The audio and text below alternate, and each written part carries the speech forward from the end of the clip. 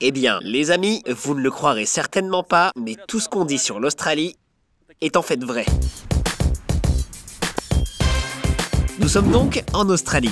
Ah, attendez, je n'ai pas encore complètement changé quelque chose. Oui, c'est mieux. Nous sommes donc en Australie, un pays étonnant qui a donné au monde entier des Hugs, le Wi-Fi et le Wolverine Hugh Jackman. Le seul pays continent dans le monde entier et le seul continent où il n'y a pas de volcan actif. Le pays des plages incroyables. Il y en a plus de 10 000 ici. Et des gens très heureux. Dans un autre grand épisode, nous allons visiter deux des plus grandes villes d'Australie, Melbourne et Sydney. Nous allons essayer de comprendre laquelle est la meilleure. En compagnie d'un Australien, nous allons parcourir la plus belle route d'Australie à bord d'un cabriolet blanc. Nous allons montrer plusieurs très beaux endroits qu'on n'attend absolument pas à rencontrer ici. Naturellement, des plages locales. Nous allons pleurer d'émotion sur les représentants de la faune locale. Et le plus important, nous allons essayer de comprendre l'essence même de ce pays et la raison pour laquelle il est si cool. Avant de commencer, je vais bien évidemment vous parler de comment je suis venu ici et de combien ça m'a coûté. La première émotion que presque tout le monde a lorsqu'on mentionne l'Australie, c'est « Oh mon Dieu, c'est si loin et certainement si cher !» Et en principe, tout ça c'est vrai. Mais allons-y un par un. Le billet en Australie m'a coûté 1 000 $. Et ce n'était qu'un aller simple.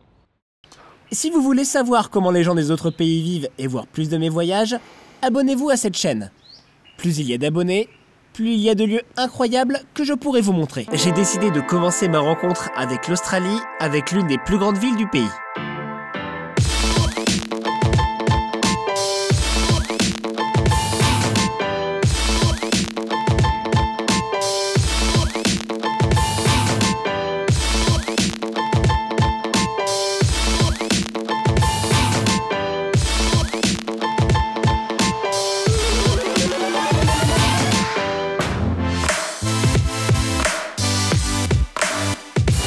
Vous savez que je n'aime pas visiter de grandes villes lors de mes voyages. Mais en ce qui concerne l'Australie, c'est un tout autre cas. La majorité des habitants du pays vivent dans les villes côtières et la partie centrale du pays est peu peuplée. On peut facilement le comprendre ayant jeté un coup d'œil sur cette photo. Le vert désigne les forêts et cela, c'est l'Europe, pour que vous puissiez comparer. C'est pourquoi nous allons commencer notre rencontre avec l'Australie, de la ville la plus dynamiquement développée du pays. Mais avant de quitter l'hôtel, je veux faire un petit test pour comprendre à quoi être prêt. Eh bien mes amis, testons d'abord vos connaissances sur l'Australie. La question est très simple. Quelle ville est la capitale de l'Australie? Melbourne ou Sydney? La réponse correcte est bien sûr Canberra. Mais si vous avez choisi Melbourne, vous étiez tout près. Car Melbourne était auparavant... Ce n'était pas Melbourne? C'était Sydney que vous avez choisi, n'est-ce pas? Je vois. Encore une raison pour regarder cet épisode. Je vous préviens que mon avis sera subjectif, car j'ai beaucoup aimé Melbourne. Mais apprenons ce qu'il en est de la capitale de l'Australie. Bon, la ville de Canberra a été construite en conséquence d'une longue compétition entre Melbourne et Sydney pour le droit de porter le nom de capitale de l'Australie, où une variante intermédiaire a satisfait les deux parties. En ce qui concerne Melbourne, on peut essentiellement étudier ici tout le pays. Il y a vraiment beaucoup de bâtiments de l'époque victorienne, qui côtoient souvent des gratte-ciel contemporains. Et c'est bien logique, car c'est officiellement la reine Elisabeth qui gouvernait toujours l'Australie. Et le pays possède toutes les astuces associées, comme la langue anglaise et la conduite à gauche. Deuxièmement, la ville est imprégnée de la sérénité et de la légèreté traditionnelle anglaise, dans tous les aspects. Et vous savez, cela a en quelque sorte une influence très positive sur l'ambiance générale. Beaucoup de gens créatifs et de quartiers artistiques correspondants.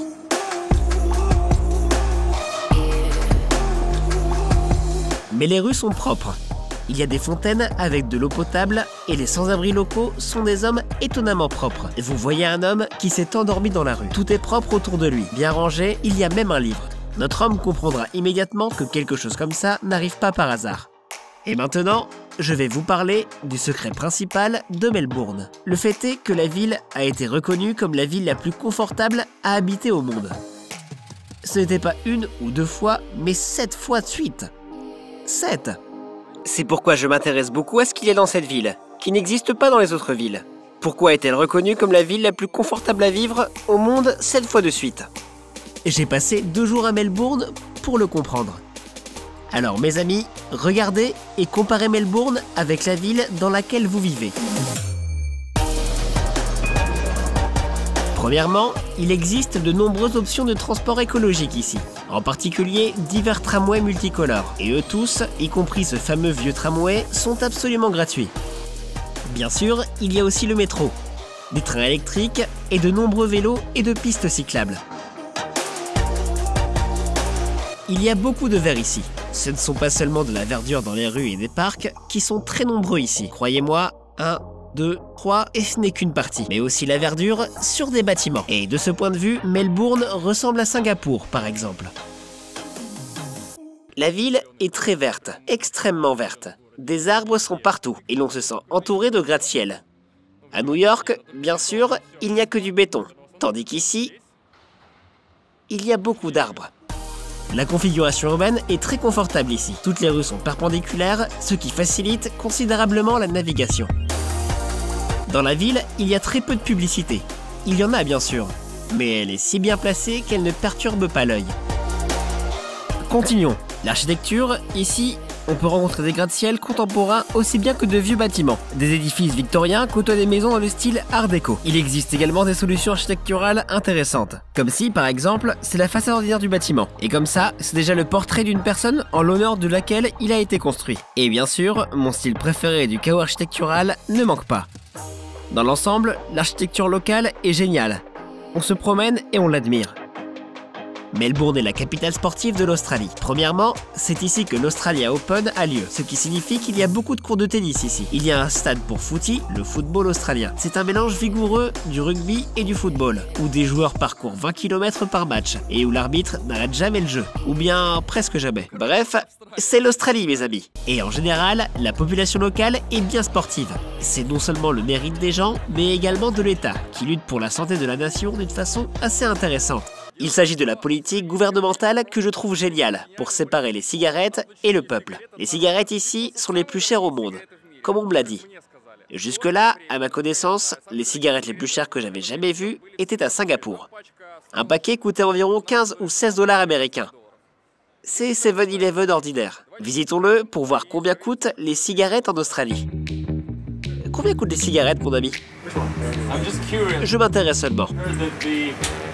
On dit que les cigarettes, chez vous, sont les plus chères au monde. Non, j'en ai pas besoin.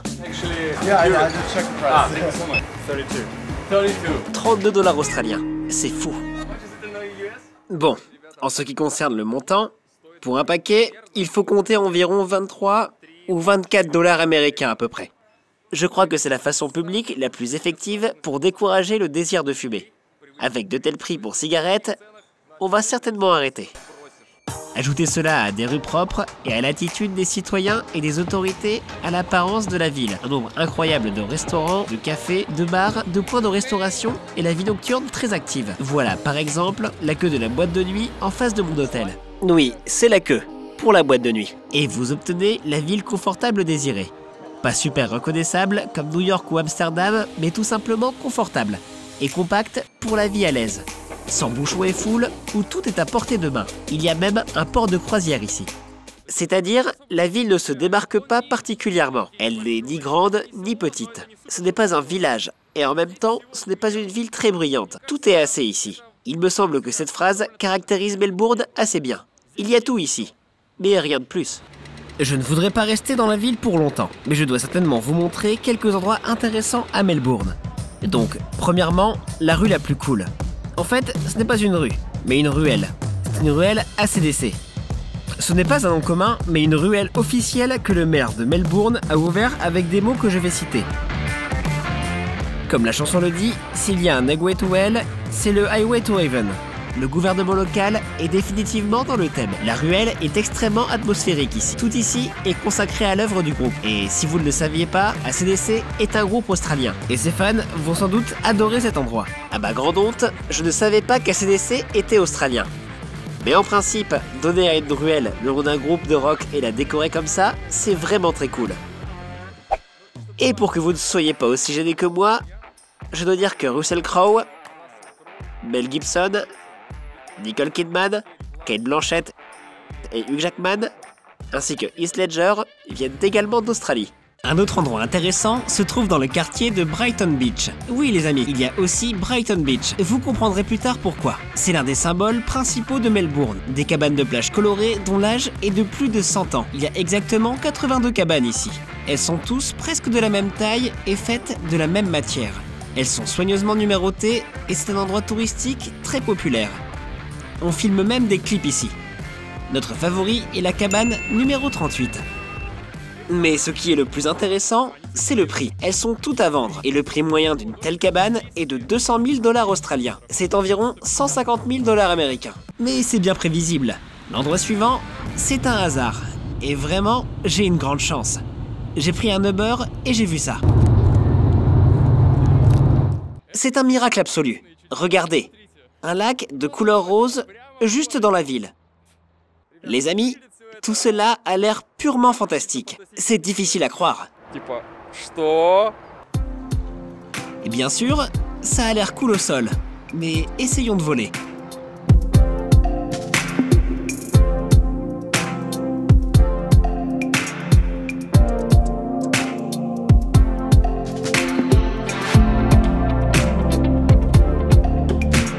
Je comprends bien qu'il est difficile de surprendre les habitants de la ville Marganet, mais en réalité, c'est un vrai miracle.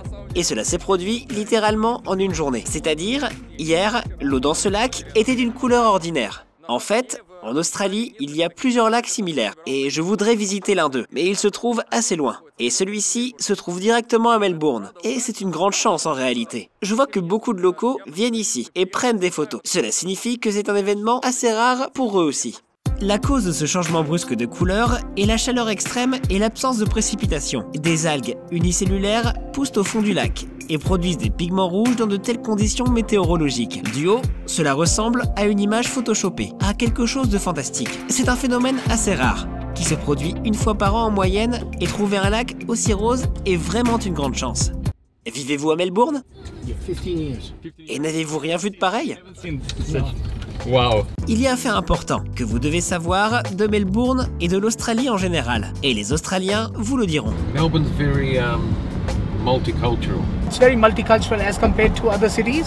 It's got so many different cultures and we accept people from everywhere and Donc, elle est très multinationale. Thank you so much. no problem.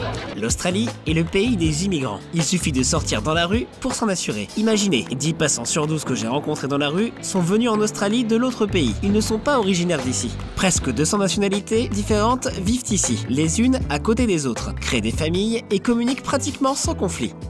C'est incroyable. Il y a ici un pont avec des petites stèles qui portent les noms des pays d'où les gens sont jamais venus en Australie.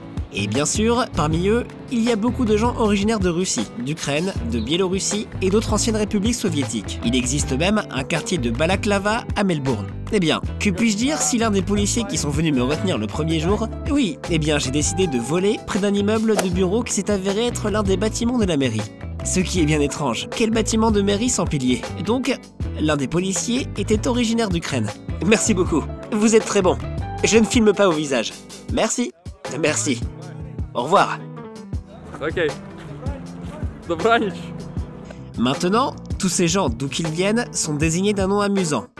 Dossi, qui se lit comme aussi, c'est-à-dire un Australien. Tout comme certains d'entre vous, j'ai des amis en Australie et j'allais les rencontrer le soir. Mais avant cette rencontre, j'ai décidé de visiter un quai célèbre dans le quartier de St Kilda pour voir d'autres immigrants célèbres qui vivent ici, à Melbourne, près de 100 ans. Chaque soir, plusieurs centaines de touristes arrivent ici pour les voir. Et ces petits immigrants apparaissent dans les rayons de lumière rouge.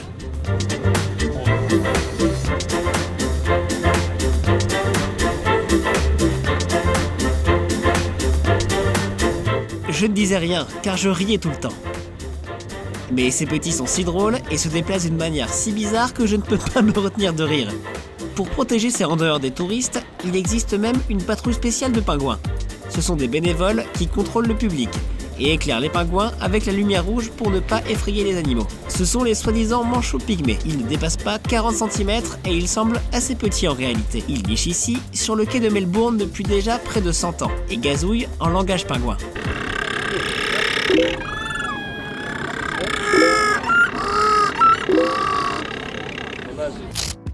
Eh bien, entre-temps, j'ai rencontré mes amis. Ce sont Sergueï et Ksouchka, qui vivent à Melbourne depuis 8 ans déjà. Nous avons regardé un spectacle à Melbourne, de nuit, qui est aussi beau le jour que la nuit. La seule question que nous avons eue est de savoir ce qui se passe avec les mouettes qui volent au-dessus de nous. Ça, c'était puissant. J'ai appris un autre fait intéressant sur le transport de cette ville. Ну, на выходных паблик-транспорт здесь ходит круглосуточно. C'est cool. Все для увеселения народа. Et pour voir comment vivent nos gens en Australie, nous sommes allés chez mes amis. Me feras-tu un tour de l'appartement? Погнали. Ну, это вот living room, да, по-местное называют. Les gars ont vraiment un appartement très cool.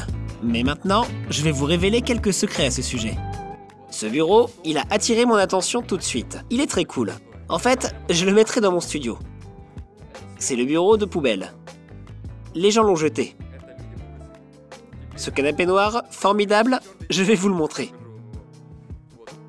Le voilà, comme ça, incroyable. Je comprends que ce soit des choses neuves. On peut les... Oui, elles sont neuves. Et ce canapé noir, les gars l'ont pris de la poubelle, car quelqu'un s'en est débarrassé. C'est magnifique, c'est en cuir, c'est génial. Continuons. Sergueï, sur quoi es-tu assis? Это, кстати, дизайнерские. C'est une chaise incroyable. Est-ce qu'on l'a également jetée? Да, их два, да. Elles sont tout à fait neuves. Да, они выглядят. Les Australiens, je vous prie, venez chez moi. J'ai besoin de ces objets. Je suis prêt. J'ai besoin de meubles pour mon studio. En général, faire sortir des meubles et des appareils électroménagers parfaitement utilisables est une particularité locale. Pour ceux qui n'ont pas compris, je suis près de la poubelle locale. Les gens font sortir des objets usagés dans la rue en espérant que quelqu'un les prenne. Pour rien. Car sinon, les propriétaires seront obligés de payer pour leur élimination. C'est en principe un bon endroit pour s'approvisionner. Qu'est-ce que vous faites pour le moment?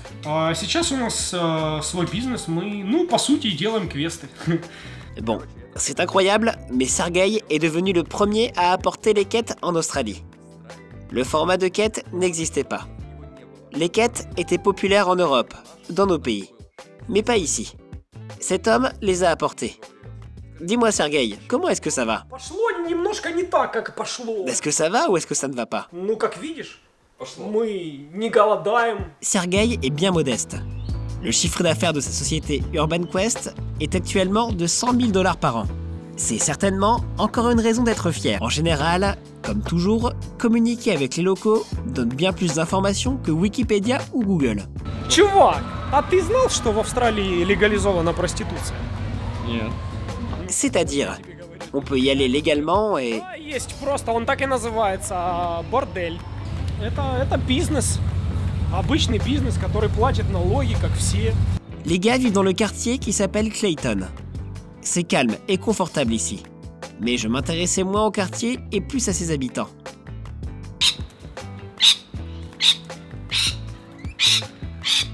Vous connaissez, je comprends bien que les perroquets sont une chose tout à fait ordinaire pour des locaux. Mais on sort de la maison et on voit des perroquets voler dans le jardin. Pas dans une cage, mais dans le jardin. Vous comprenez, n'est-ce pas? L'appétit vient en mangeant. Et nous sommes partis voir quelques autres créatures volantes qui habitent l'Australie. Oh mon Dieu, combien il y en a ici? Ces gars sont accrochés en grappe aux arbres ici. Donc, ces renards volants dorment maintenant. Mais ils produisent tant de bruit. On a l'impression qu'ils bavardent. Le fait important est que ce ne sont pas des chauves-souris, mais des renards volants. Premièrement, ils ne sont pas du tout méchants. Ils se nourrissent de la pulpe de fruits et des fleurs. Deuxièmement, ils n'ont pas d'écolocalisation pareille à celle des chauves-souris. En revanche, ils ont une bonne vision et un odorat assez mauvais. Bon, tout cela ressemble à un jardin d'enfants à l'heure de la sieste, lorsque l'enseignant est absent et que tout le monde est censé dormir. Mais bien sûr, personne ne dort, tout le monde bavarde. Certains se battent et d'autres sont somnolents.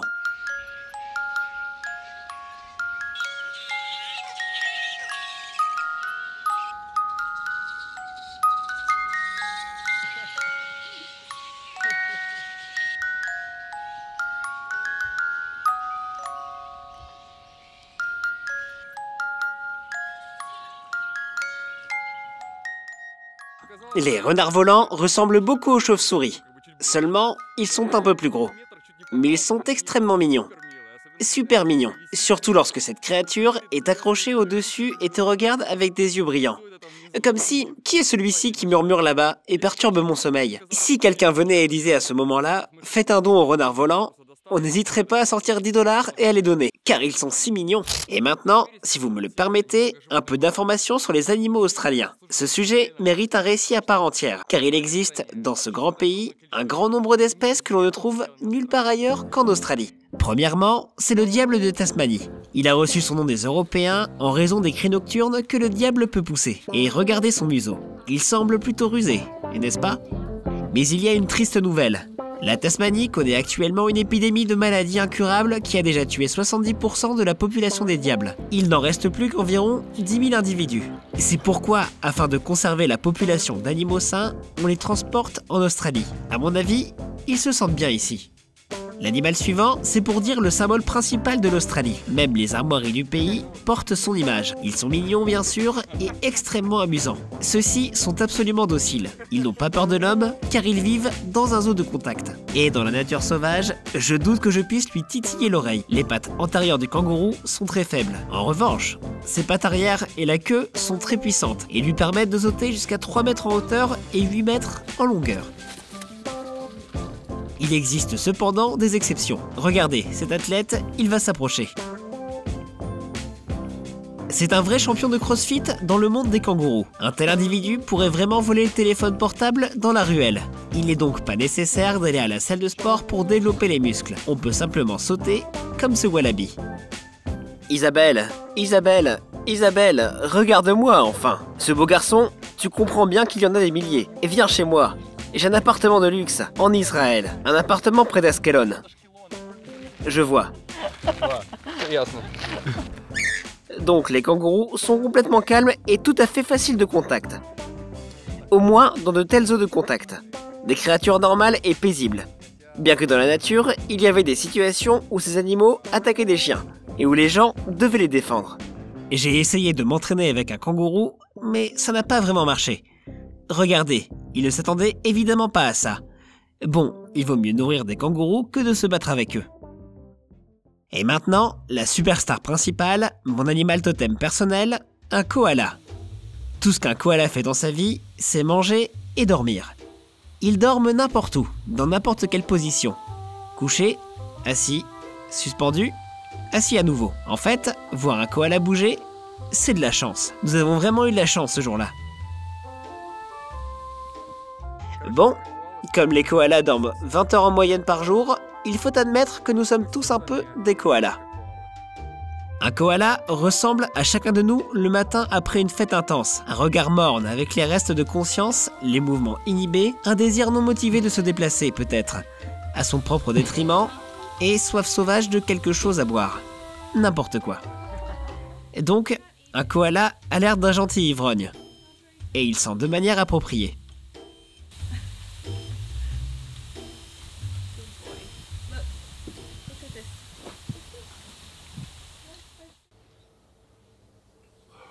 Bon, c'est fini avec les animaux. Et il est temps de quitter Melbourne pour vous montrer l'Australie de campagne. Dans le monde, il y a un grand nombre de belles routes. Et je vous en ai déjà parlé à plusieurs reprises. Les plus récentes qui me viennent à l'esprit sont la route Trans-Faragasan en Roumanie et une petite mais une très belle route dans les îles Féroé. Près de Melbourne, il existe également une très belle route. Et chaque fois que quelqu'un établit un classement des plus belles rues du monde, elle fait toujours partie des 10 meilleures. Elle s'appelle Great Ocean Road, la grande route de l'océan. Et aujourd'hui, nous allons voyager sur cette route avec Sergueï. Es-tu prêt? Allons-y.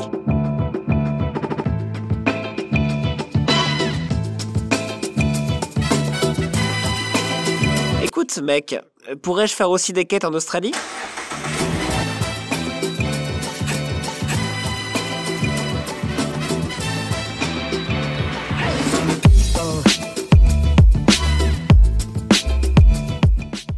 Je comprends bien que le propriétaire d'une Smart ne doit pas dire que la voiture est petite, mais cette voiture est vraiment petite.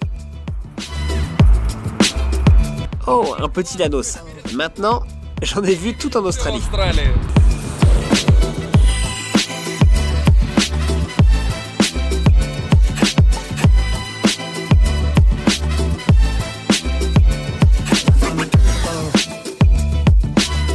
Nous sommes venus à Torquay. Cette petite ville est connue dans le monde entier pour ses sites de surf. L'Australie est considérée comme l'une des capitales du surf. Le fait est que, premièrement, toute la frontière de l'Australie est maritime ou océanique. Bref, ce pays est idéal pour faire du surf, ce que beaucoup de gens font en réalité. C'est ici littéralement au tournant que se trouve l'une des plages peut-être les plus légendaires.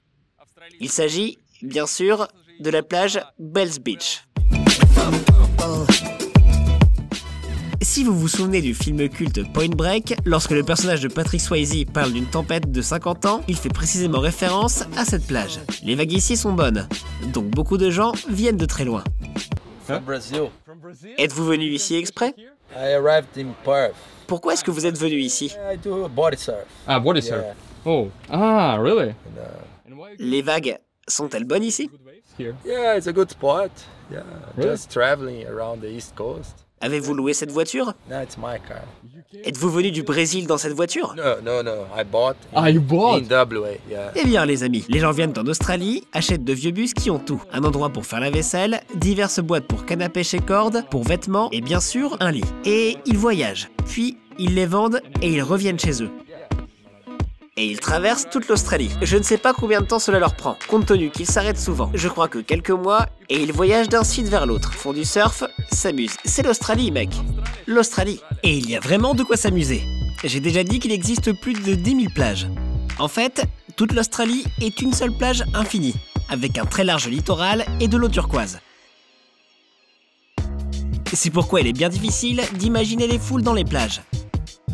Il y a tellement d'espace ici qu'il y en a assez pour absolument tout le monde, même si les plages australiennes sont loin d'être parfaites. Mes amis, et vous voyez, n'est-ce pas? Voyez-vous ce terrible défaut? L'avez-vous remarqué? Aucune nourriture n'est vendue nulle part. Comprenez-vous à quel point ce marché pour une entreprise est énorme? Personne n'a fait ça auparavant.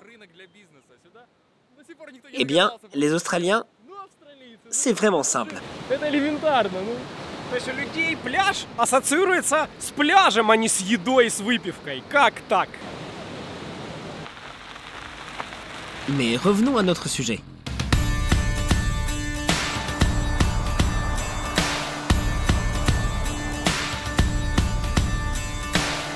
Allons-y.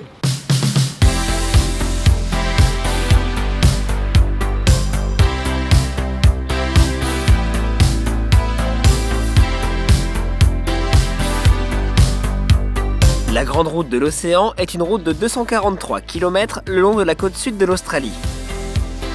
Elle passe juste près de l'océan. Elle tourne et serpente. Donc, c'est une très belle route pour rouler et prendre du plaisir.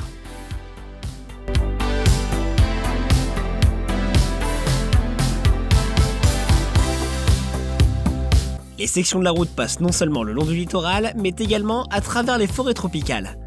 Bref, la grande route d'océan est bien variée, mais le fait le plus important, ici, c'est que certaines curiosités locales principales se trouvent.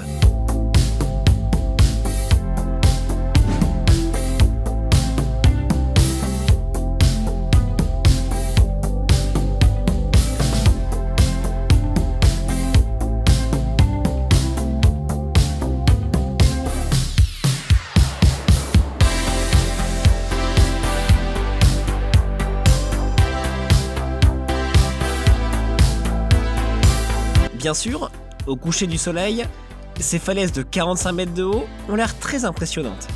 Mais en fait, c'est un endroit touristique fortement médiatisé, au-delà duquel les touristes ne vont pas d'habitude.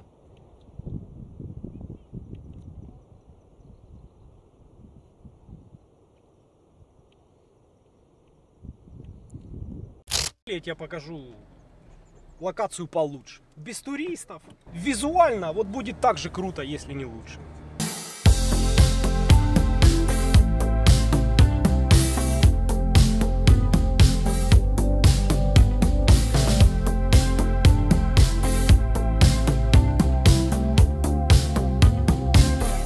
Bon, nous avons trouvé plusieurs autres beaux endroits. Peut-être ne sont-ils pas si beaux que les 12 apôtres. Mais il n'y a personne dans ces endroits. Absolument aucun touriste. Et comme nous le savons, il vaut mieux admirer la nature en solitaire. C'est exactement ce que Dieu a dit. Car admirer la nature, en compagnie d'une foule de touristes et avec des caméras, c'est un peu différent. Sergueï et moi, nous avons été terriblement brûlés. Surtout moi. Nous nous sommes arrêtés pour manger et j'ai vu... Bon, j'ai eu une idée qui caractérise l'Australie, à mon avis. Tout le monde ici est bien relaxé. Et ce n'est pas comme en Jamaïque, où tout le monde s'en fiche. Les gens ici sont faciles à vivre et ne sont pas stressés. Et en ce sens, il est très facile d'être ici. L'atmosphère elle-même n'est pas oisive. C'est-à-dire, il n'y a pas de sensation d'une fête, ou quelque chose comme ça. Mais des gens sont très simples. Et c'est très cool. Sergueï, puis-je te poser une question pendant que tu manges? Dis-moi, as-tu un passeport australien? Dans les voyages, il vaut mieux emporter de la nourriture. Mec, où allons-nous nous arrêter ce soir? Будем ночевать сегодня в настоящем австралийском доме. Это дом, который принадлежит моему знакомому. Это семейный дом, это family house. Сейчас все увидим. Bon.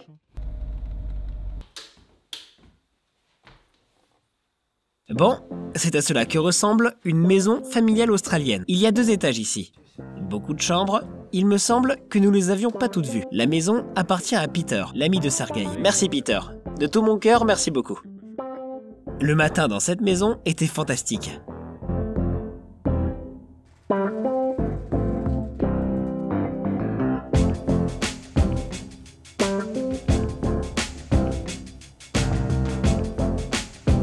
C'était fantastique. Laissez-moi vous faire un petit tour d'un village australien de 250 habitants. Bon, il y a la mairie locale, une caserne de pompiers, un magasin, une station-service et bien sûr la poste, où tout se déroule, toute l'activité. Donc presque tout comme chez nous. J'ai aimé Peterborough. À vrai dire, je ne voulais pas la quitter, mais j'ai dû le faire, car l'aéroport m'attendait. Bref, mes amis, Melbourne est une ville merveilleuse. Vraiment, les gens là-bas sont formidables. Et je resterai ici encore quelques jours probablement. Mais j'ai un vol pour Sydney dans 1 heure. Je dois découvrir cette ville.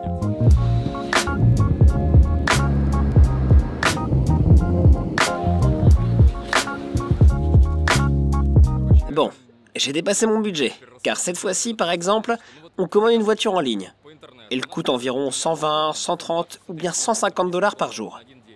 Bon, mais sur place, on découvre qu'il faudra payer une charge supplémentaire pour un véhicule utilitaire, pour la possibilité de garer dans un autre endroit. En plus, l'assurance et les routes sont payantes. Au final, le prix passe de 130 ou 150 $ à 300. Ce n'est pas toujours comme ça en réalité. Mais en Australie, c'est comme ça. Bon, pour le moment, la voiture m'a coûté presque 250 $ australiens, sans essence, ce que donne un peu moins de 200 $ américains. J'espère que ça vaut cet argent. That's B18. The keys are in the vehicle ready to go. Alors, je n'ai rien à remplir? No! Just speak up!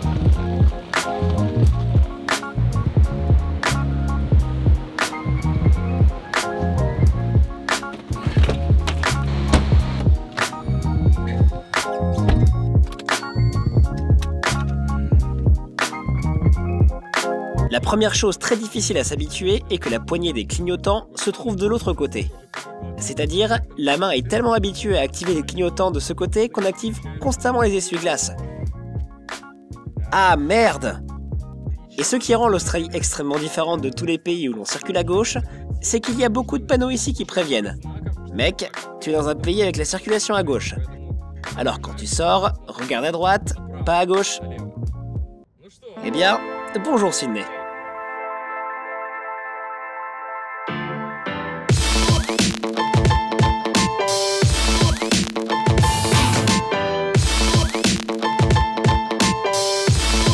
Écoutez, je ne vais pas tarder à annoncer la ville, mais je vais passer immédiatement à ses principales curiosités.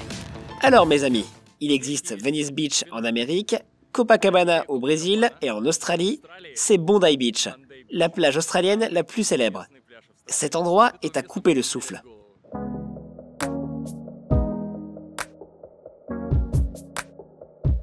Bondi Beach, c'est le cas où il faut regarder et pas écouter.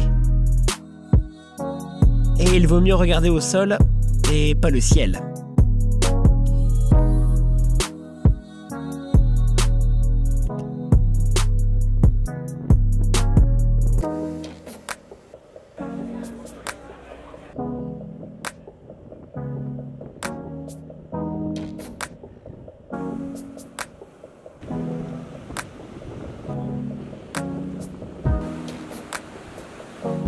Comment trouvez-vous cet endroit? It's amazing. I love it. Écoutez, la plage est fantastique. C'est vrai. Et la couleur de l'eau, elle est en fait compacte. Je pense que le littoral est près d'1 kilomètre de long. En effet, c'est un endroit très atmosphérique. Et je voudrais passer ici 2 ou 3 heures. Mais malheureusement, j'ai décidé de quitter Sydney pour vous montrer un site très intéressant.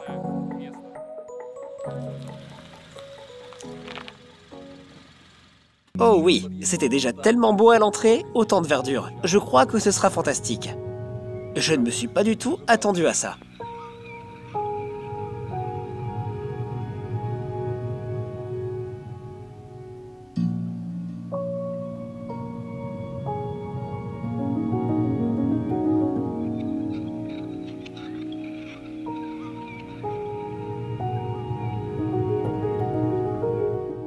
En fait, ces montagnes sont appelées bleues à cause des eucalyptus. Les eucalyptus produisent certaines évaporations qui semblent bleues de loin. C'est pourquoi les montagnes ont une nuance si bleuâtre. Je ne pouvais pas l'imaginer que l'Australie possède son propre Grand Canyon. Mais contrairement à celui d'Arizona, il est complètement vert.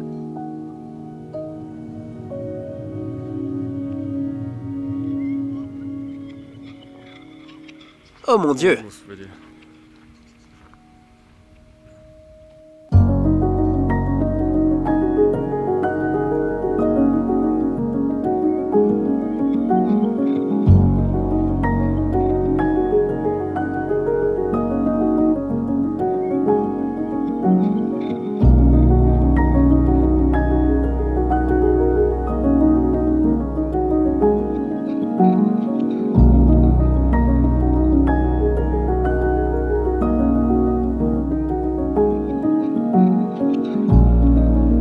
Les gars, que c'est cool ici!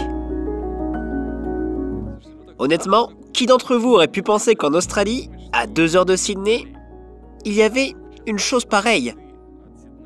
Un propre Grand Canyon. Pour la plupart d'entre nous, l'Australie est associée aux kangourous, aux plages, mais à des lieux comme celui-ci vont bien au-delà de tous ces clichés. Écoutez, à vrai dire, il y a de rares moments où je regrette de filmer et d'être toujours pressé. Et je suis toujours pressé. Et c'est exactement le moment où j'aimerais passer un peu... Et c'est exactement le moment où j'aimerais vraiment passer une journée entière ici.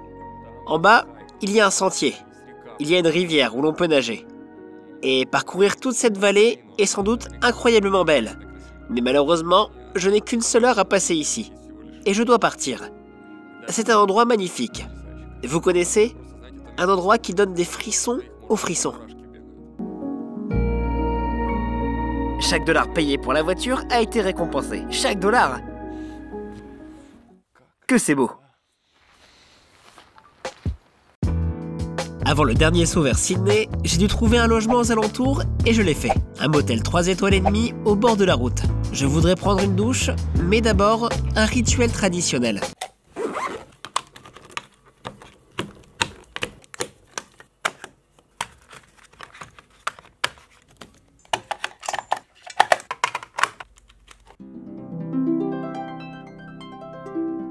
Maintenant, on peut prendre une douche. À propos, j'ai oublié de mentionner que c'est un rituel quotidien. Le tournage, les gars.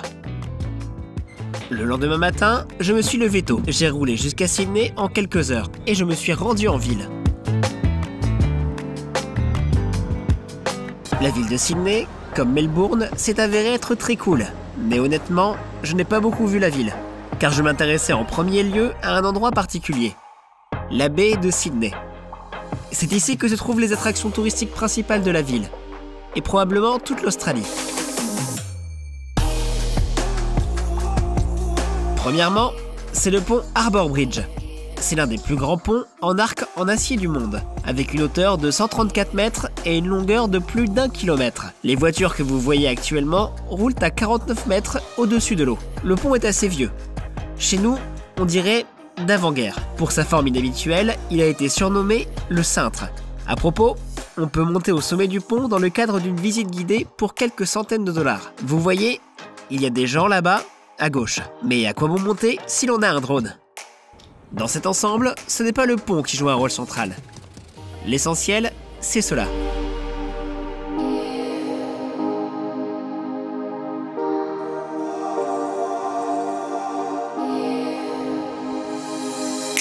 Bien sûr, nous sommes tous habitués à la vue de l'opéra de l'extérieur.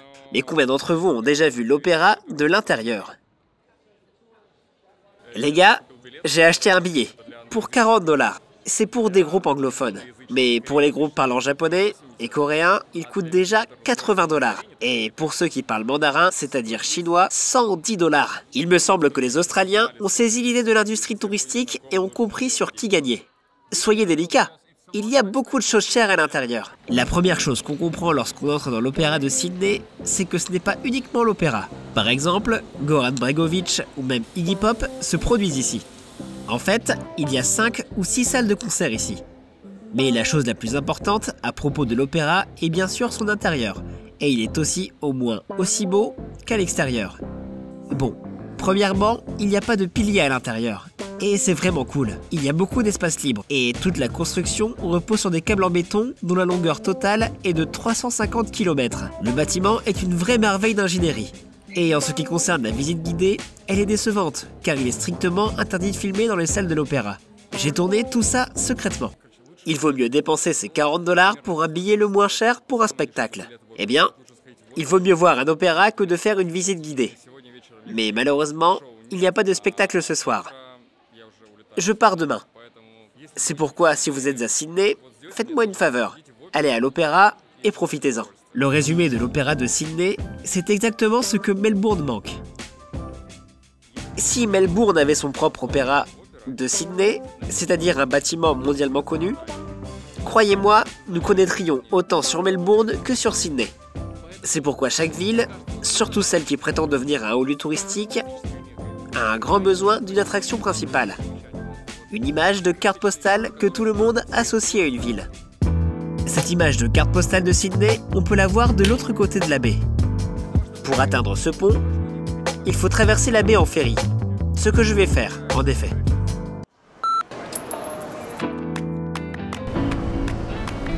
Je ne sais pas si vous voyez ou non, mais c'est une chance, car il pleut à Sydney. Super!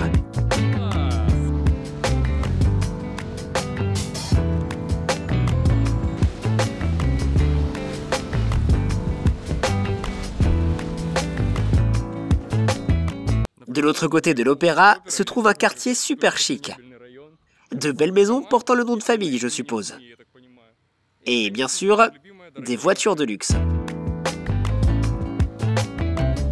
Non loin se trouve une école privée. Et cela signifie que j'ai eu la chance de vous montrer quelles sont les marques de vêtements que les étudiantes australiennes portent.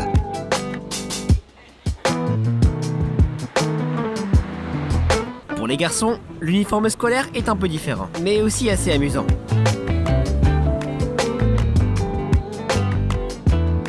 J'ai bien envie de m'approcher de ces filles et de demander « Écoutez, combien est-ce que vous payez pour la rénovation de l'école ?»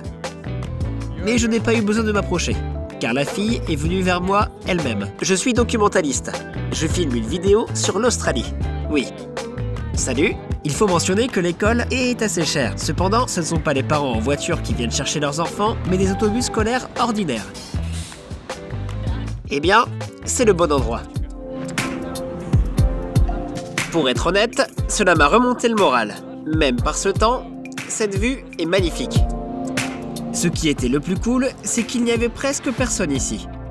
Je me suis installé sur le banc et je profitais de la vue.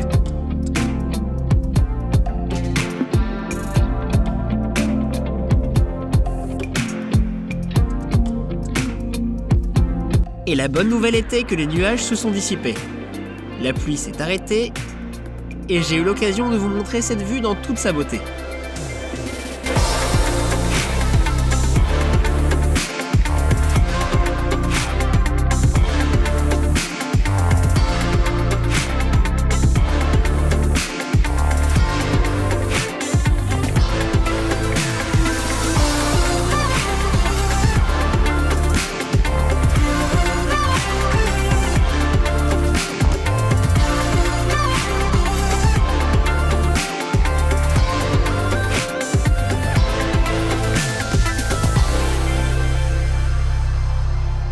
dernière fois que je profitais d'un endroit urbain, c'était lorsque j'ai vu pour la première fois Manhattan dans ma vie. Maintenant, c'est la même chose. Juste que la caméra filme des timelapses, moi et cette image de carte postale de Sydney. Je suis très heureux à vrai dire. C'est vraiment cool ici. Et cela concerne non seulement Sydney, mais aussi toute l'Australie, un pays avec la meilleure note. Et bien sûr, même 1 heure plus tard, je n'ai pas pu quitter ce lieu. J'ai fait connaissance avec un gars chinois qui est venu en Australie avec un homme amusant d'Argentine. Ukraine.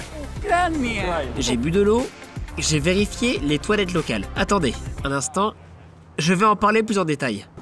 Please press button to close and lock door. Welcome to Exolute.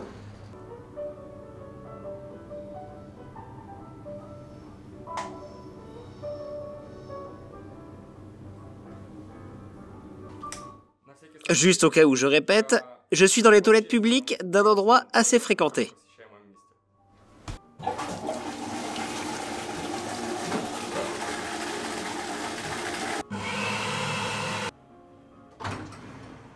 Je viens de visiter les toilettes, mais j'ai l'impression d'avoir eu un pied dans le futur. Si Dieu le veut, l'avenir de notre pays sera ainsi. Et maintenant, après cette catharsis, je suis définitivement prêt à partager avec vous mes réflexions sur l'Australie. Bon. Pour résumer sur l'Australie, je ne me suis pas attendu à ça, à vrai dire.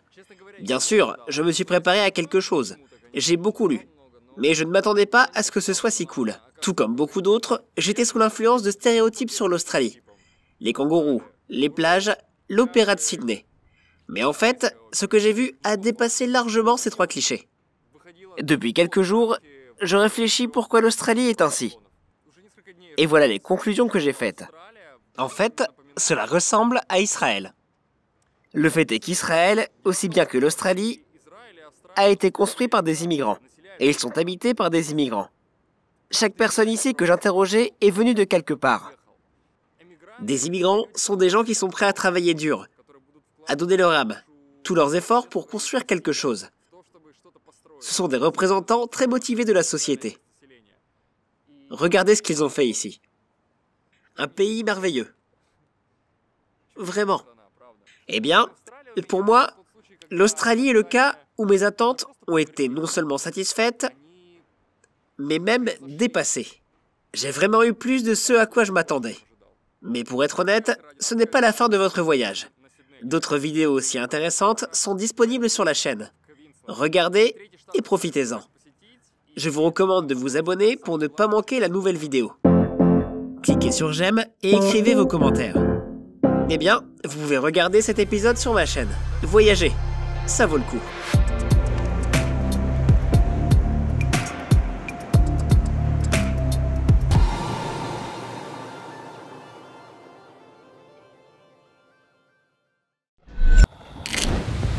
Question simple, que peut-on attendre d'une semaine en Norvège?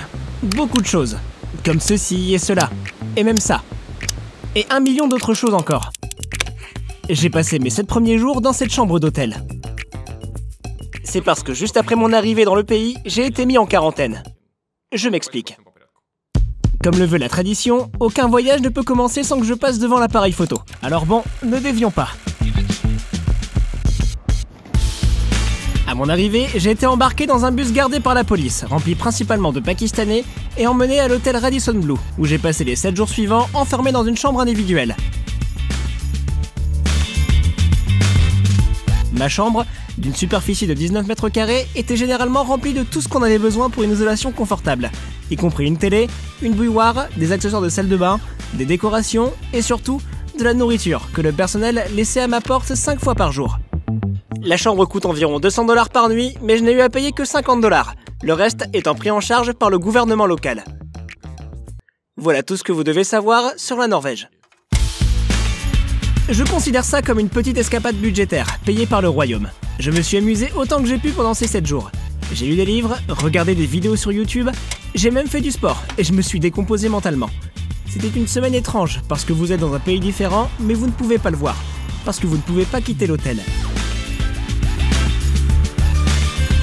7 jours plus tard, j'ai fait un test PCR et j'ai été libéré pour commencer à explorer Oslo, une ville où je n'étais jamais allé auparavant.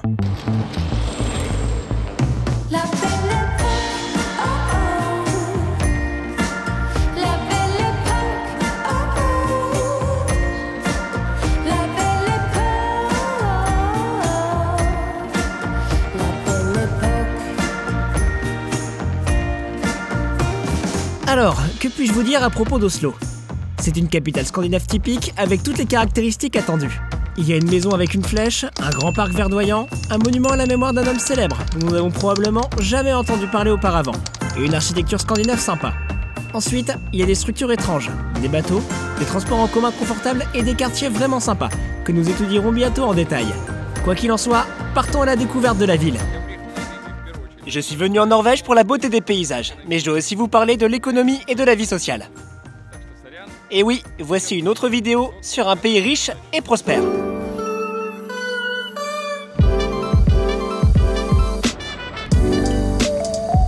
Vous savez peut-être déjà que la Norvège est l'un des pays les plus progressistes et les plus riches d'Europe et du monde.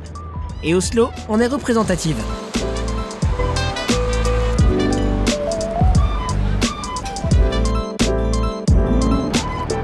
L'indicateur de développement humain est le principal indice permettant de comparer les pays.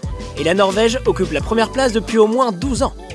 Elle est également dans le top 10 en ce qui concerne le PIB par habitant. Je dois dire que ce doit être l'un des pays les plus chers que j'ai jamais visités, qu'il s'agisse du tourisme ou de la vie quotidienne. Très bien, puisque nous sommes dans le sujet, parlons des prix. Il va y en avoir beaucoup, car la Norvège n'est pas seulement l'un des pays les plus chers que j'ai visités, c'est le plus cher. Même Hawaï est moins cher, et ce n'est pas peu dire. Bon, il ne s'agit que de mon expérience personnelle, mais je dois vous la partager avec vous. Commençons par les taxis.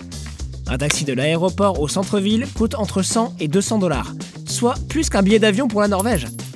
Vous ne trouverez pas d'hôtel avec petit déjeuner inclus à moins de 150 $, à moins que vous ne vouliez débourser 100 $ pour quelque chose comme ça. Et le montant le plus bas que vous dépenserez dans un restaurant sera d'environ 30 $. Mais ce sont les prix d'immobilier qui sont les plus intéressants. Un appartement à Oslo coûte à peu près le même montant que la dette extérieure de tout le Bangladesh. Et vous voyez cette maison? Une de mes amies vend son appartement rénové de 30 mètres carrés dans ce quartier pour 480 000 $. Et c'est un vieux quartier. Les appartements du prestigieux quartier de Tjuvholmen vous coûteront 1 million $. Vous savez, juste au cas où vous seriez sur le marché. Oui, je comprends que ces prix ne sont pas tout à fait représentatifs, car les gens gagnent bien leur vie ici, et la Norvège a une économie très bien développée. Mais il n'en a pas toujours été ainsi. Remontons maintenant dans le temps, à l'époque où la Norvège n'était ni aussi riche ni aussi prospère, ce qui représente en fait la moitié de son existence. La Norvège faisait autrefois partie du Danemark, puis de la Suède, et sa population vivait essentiellement de l'agriculture et de la pêche. À certains endroits, Oslo rappelle le passé. Voici le Palais Royal. Oui, c'est celui qui se trouve derrière le monument. Ressemblant à une bibliothèque d'un pays post-soviétique, il s'agit non seulement d'un palais, mais aussi d'une résidence active d'Harold V, le roi de Norvège. Un peu modeste pour un palais royal, non ? Les choses ont beaucoup changé en Scandinavie au milieu du siècle dernier, mais la Norvège était toujours à la traîne par rapport à ses voisins, le Danemark et la Suède. Dans les années 1950, de nombreux Norvégiens ont émigré aux États-Unis, à la recherche d'un emploi. C'est difficile à croire aujourd'hui.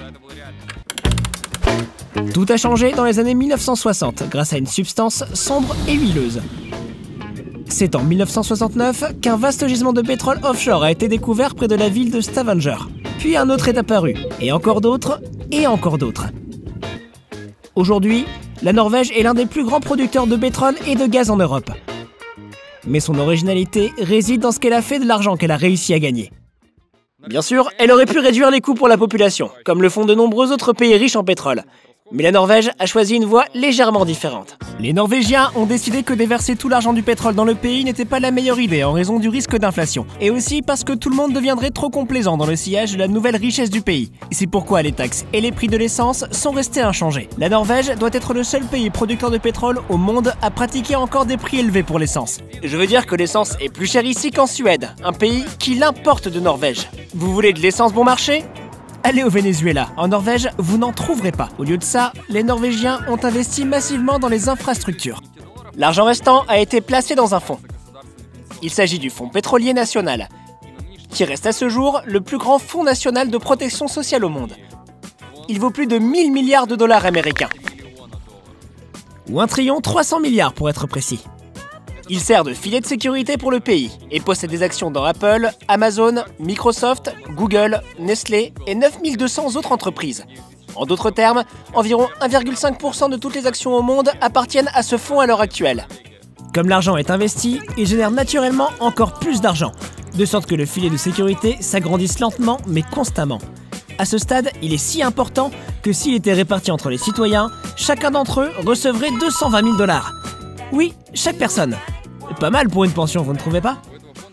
Le fonds a cependant des règles. Il n'investit pas dans les fabricants d'armes ni dans l'industrie du tabac. Et bien que le fonds ait été créé grâce à l'argent généré par le pétrole, en 2021, il a vendu tous ses avoirs liés aux sociétés pétrolières et gazières, car l'industrie a subi une perte de 10 milliards de dollars cette année. C'est fou! Les Norvégiens ont été les premiers à prendre au sérieux l'idée que le pétrole était une ressource limitée et qu'il fallait agir sur sa consommation. Ils ont donc décidé de passer aux voitures électriques et ont vraiment frappé un grand coup dans ce domaine. Oui, je sais que les voitures électriques ne sont plus une technologie récente. Mais ici en Norvège, on a l'impression d'être dans le futur, ou quelque chose comme ça. Parce que des voitures électriques sont partout. C'est une voiture électrique. Il y en a une autre, encore une.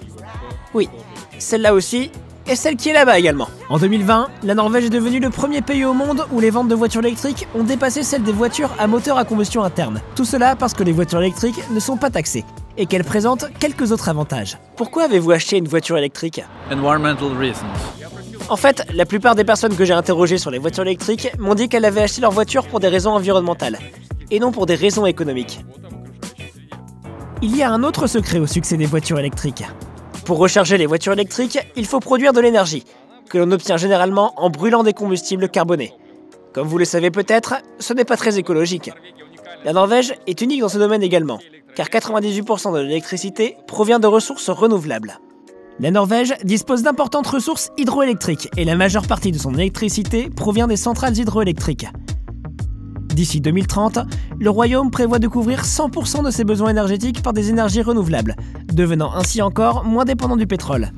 La Norvège est donc la seule pays à avoir réussi à non seulement économiser, mais aussi à accroître ses fonds, contrairement à d'autres pays riches en pétrole et en gaz. Il est surprenant de constater qu'en tant que pays riche, la Norvège n'agit pas comme tel. Les athlètes norvégiens ont remporté le plus grand nombre de médailles dans l'histoire des Jeux Olympiques d'hiver, et c'est un des sujets les plus sacrés dans le pays. La Norvège a déjà accueilli les Jeux Olympiques d'hiver à 2 reprises, et Oslo était en lice pour accueillir les Jeux de 2022, jusqu'à ce qu'elle se retire au dernier moment. Tout ça parce que le parti au pouvoir a décidé que les dépenses massives liées aux Jeux Olympiques ne reflétaient pas les intérêts des citoyens du pays, et ne seraient pas soutenues par eux. Il a donc décidé de se retirer de la course, même s'il avait les moyens d'organiser l'événement. L'économie est le maître mot de la gestion norvégienne de la folle rente pétrolière. Enfin, j'ai pu voir Oslo sous le soleil. Et j'ai pu voir les habitants se rendre en masse dans les parcs, profitant pleinement du court été norvégien. Les saunas flottants sont une autre tendance intéressante et moderne de la capitale. Et comme je suis un grand fan de la culture du sauna, je n'ai pas pu résister à l'envie de prendre le train en marche.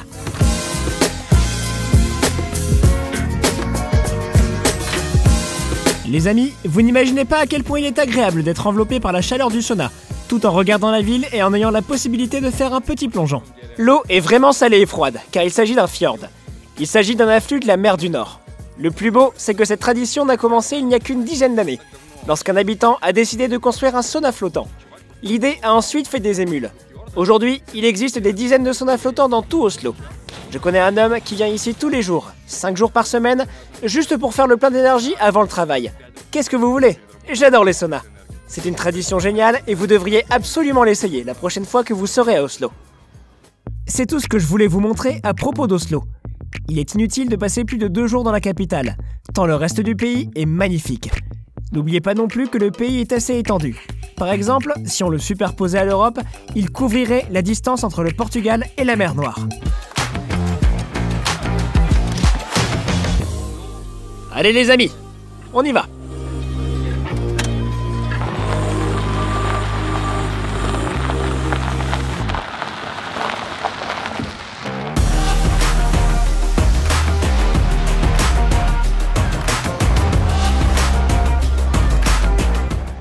Il n'est pas nécessaire de voyager loin pour voir la beauté de la Norvège. À 1 heure de la capitale, vous êtes entouré de paysages à couper le souffle. Pendant que nous quittons la ville, je vais vous donner quelques informations sur la Norvège, en rapport avec la voiture. Tout d'abord, le permis de conduire. C'est pas donné. Я заплатил чуть больше 3000 евро.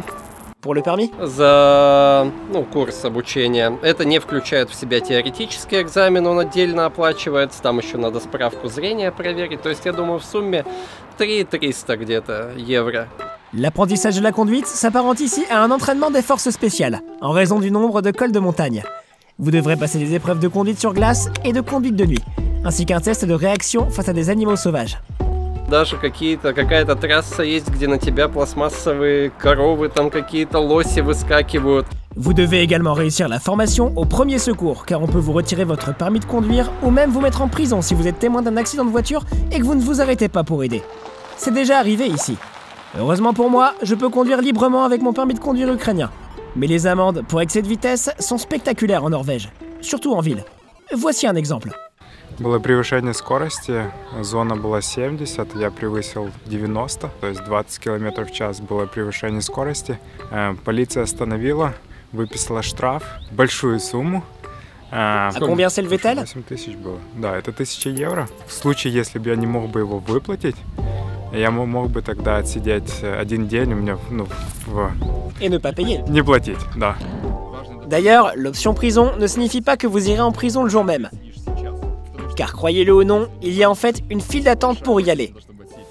Ainsi, si vous optez pour cette option, vous devrez peut-être attendre 4 mois avant que l'on vous appelle pour passer une journée en prison. Puisque nous en sommes là, intéressons-nous un peu plus aux prisons locales et à une histoire en particulier qui a fait la une des journaux après l'incarcération d'Anders Breivik. L'opinion publique s'est indignée après qu'il ait été révélé qu'il a été détenu dans un espace de 3 pièces. On ne peut pas appeler ça une cellule, n'est-ce pas? C'est plutôt une chambre, de toute façon. Apparemment, il s'est beaucoup plaint de conditions de détention inhumaines. Il a demandé à ce que sa PS2 soit échangée contre une PS3. Ce qui n'a pas été fait. C'est incroyable, non? Pauvre homme.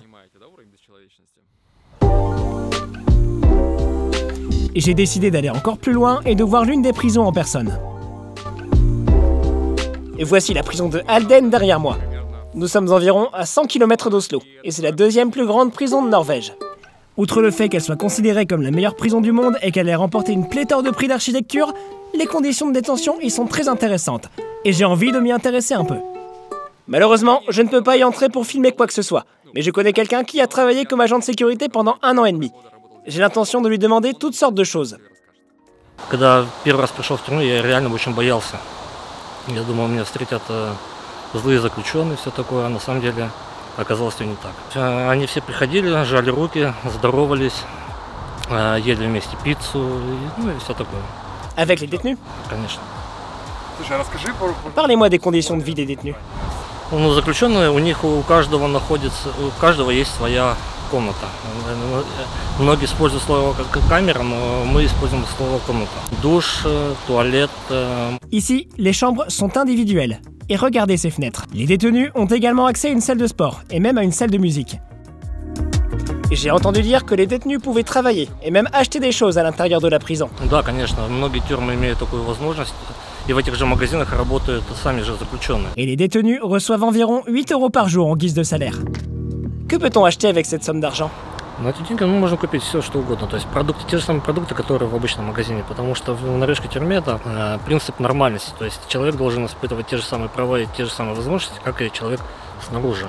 И, соответственно, они должны учиться ходить в магазин, покупать вещи, платить за эти вещи деньги. То есть это так и работает. То есть чтобы у них не было шока, когда они выйдут из тюрьмы, это чтобы они понимали, что за все надо платить и все такое. Dans la prison de Halden, il y a une maison conçue dans un beau style scandinave. J'ai d'abord cru qu'il s'agissait d'un hôtel, mais il s'avère que c'est pour les détenus. Cette maison est située à quelques centaines de mètres de la prison. Les détenus y vivent pendant quelques mois avant d'être libérés. Pendant cette période, ils sociabilisent, vont travailler et se préparent à devenir des citoyens complètement libres. J'ai remarqué que tous les employés de la prison viennent ici comme s'il s'agissait d'un travail normal. Tout le monde a l'air heureux, tout le monde sourit. Qu'est-ce que c'est? Я тебе скажу, знаешь, я раньше работал в другой сфере, я работал в службе досмотра аэропорта здесь у нас. И я тебе скажу, что я больше ругался в аэропорту, чем с заключенными. То есть поэтому у тебя хорошие отношения с заключенными, Ну, просто незачем ругаться. Мы друг другу помогаем, то есть... Maxime m'a raconté que le personnel et les détenus mangent toujours ensemble, se serrent toujours la main et fêtent même ensemble les anniversaires des uns et des autres. C'est le principe de la normalité. La croyance commune en Norvège est qu'un ancien détenu peut toujours devenir votre voisin, et que le travail de la prison n'est pas de punir, mais de rééduquer les gens. C'est une solution très efficace, puisqu'un seul détenu sur 5 se retrouve en prison après sa libération.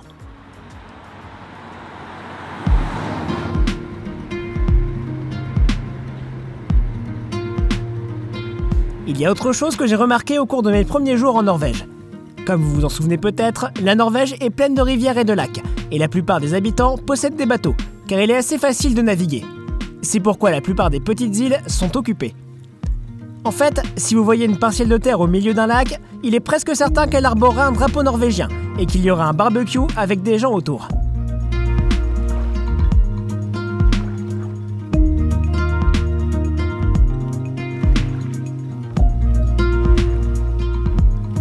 Puisque les bateaux ont besoin d'être stockés, permettez-moi de vous présenter un autre bâtiment incroyablement populaire.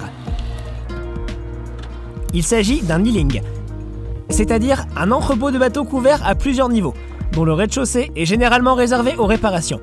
Les étages supérieurs sont réservés à l'habitation. Les Iling sont d'une incroyable diversité de couleurs, et certains sont même devenus célèbres sur Instagram. Et j'ai trouvé ce joli petit ensemble, juste en dessous d'une montagne, dans une ville appelée Sundalsora. Vous avez peut-être remarqué que le rouge est une couleur populaire pour les Illings et les maisons locales ici. L'une des histoires à propos des bâtiments rouges est que les Norvégiens étaient si pauvres qu'ils ne pouvaient pas se permettre de construire des maisons en briques, mais qu'ils le voulaient vraiment. Ils les ont donc peintes en rouge pour qu'elles ressemblent de loin à de la brique. La peinture elle-même était la moins chère qu'ils pouvaient se procurer. Elle était faite de poissons, en particulier d'ora. La Norvège est célèbre pour son poisson, et c'est le premier pays au monde pour l'élevage de saumon, qui se fait dans des fermes marines comme celle-ci. Et bien sûr, il y a de nombreux restaurants de fruits de mer extraordinaires ici. Je voulais tester un d'entre eux depuis très longtemps, et j'ai enfin eu l'occasion de le faire. Il s'agit d'Under, le premier restaurant sous-marin d'Europe, conçu par le célèbre bureau d'architecture norvégien Snorreta. Il s'agit d'un monolithe de 35 mètres de long, partiellement émergé à 5 mètres de profondeur. L'idée derrière la conception était que le restaurant s'intègre à la vie marine au fil du temps, puisque sa surface extérieure en ciment robuste peut servir de récif marin artificiel. C'est l'une des merveilles architecturales locales, et il était pratiquement impossible d'y entrer, étant donné que toutes les tables sont réservées des mois à l'avance. Et pourtant, nous y sommes, et je suis ravi de vous le montrer.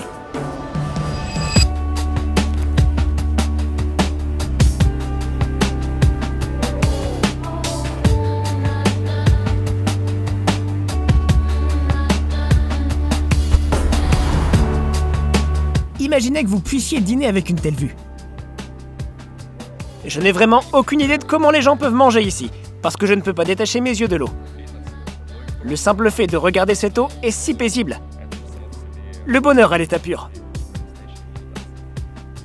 Le restaurant a reçu plusieurs prix d'architecture et une étoile Michelin 10 mois seulement après son lancement. Under fait près de 500 mètres carrés et peut accueillir 40 personnes.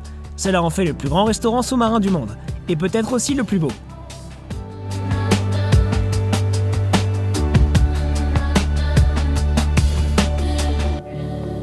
Malheureusement, la cuisine n'est pas encore ouverte, mais j'ai eu la chance de m'entretenir avec le chef. La spécialité du restaurant réside dans ses fruits de mer locaux et de grande qualité. Et comme vous pouvez l'imaginer, les dîners ne sont pas bon marché ici.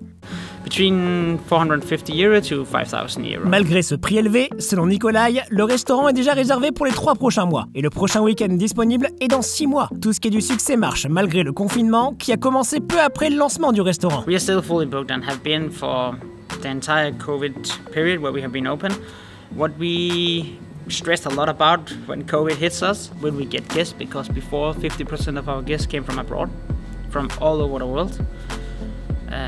But I get goosebumps just talking about it. But Norwegian people really supported this restaurant, and we filled up like this. We have been fully booked now throughout the entire COVID period, with only Norwegian guests. Le restaurant Under est géré par une équipe internationale de 16 chefs, dont Botgan, originaire d'Ukraine. Quoi qu'il en soit, je vous recommande vivement d'essayer de réserver une table dans cet incroyable restaurant si vous êtes en Norvège.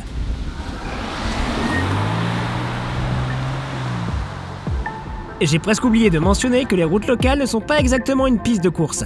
Elles sont très étroites. juste un peu plus large que celle de Bali. Par conséquent, la limitation de vitesse à 50 km/h est tout à fait logique, surtout si l'on considère les routes de montagne et les cols. L'avantage, c'est que ces routes vous mènent juste à côté du plus beau site touristique du pays. Et c'est là que nous nous dirigeons. Mes amis, préparez-vous pour les fjords. La route me mène à un point d'observation connu sous le nom d'Øygarstolde, situé à 640 mètres au-dessus du niveau de la mer. Et la vue est incroyable.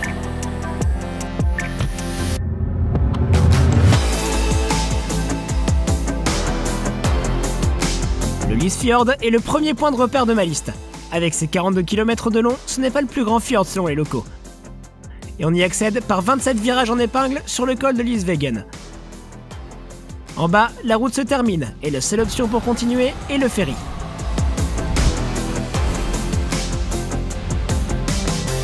Parlons donc de fjord en attendant l'arrivée du ferry. Un fjord, mot norvégien, est un bras de mer étroit bordé de plages rocheuses de part et d'autre. Avec plus de 1000 à son actif, la Norvège est le pays des fjords. Et si vous regardez la carte, vous verrez que le pays est littéralement coupé en morceaux par ces fjords.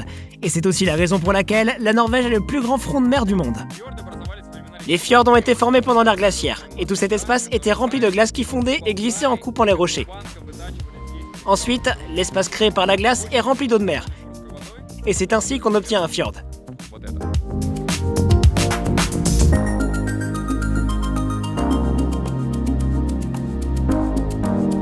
Le ferry est le meilleur moyen d'explorer les fjords, alors payons 90 € pour un billet et montons sur le pont principal. Des paysages d'un niveau absolument exceptionnel.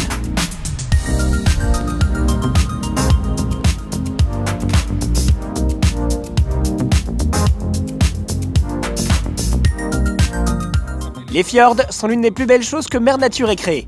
Vous avez tout ici. Les montagnes, les forêts, la mer. Tout cela dans un espace minuscule et compact.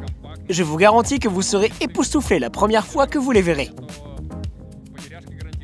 Surtout en Norvège, où la nature se mêle à l'architecture artificielle et à des villages d'une beauté légendaire.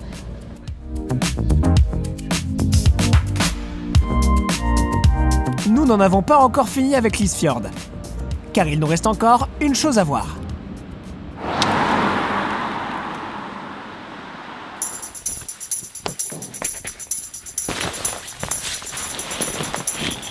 Vous n'êtes pas allé en Norvège si vous n'avez pas fait de trekking dans les montagnes locales.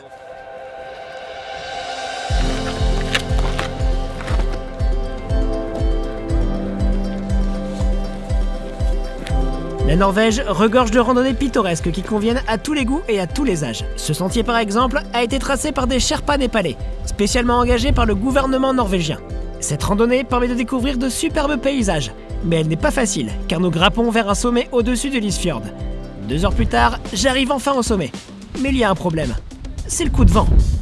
Le vent souffle tellement que j'ai du mal à tenir sur mes pieds.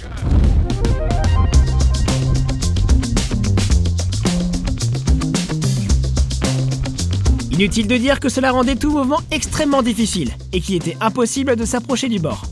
Quelques courageux ont réussi à se mettre debout, mais le reste d'entre nous a rampé sur le sol.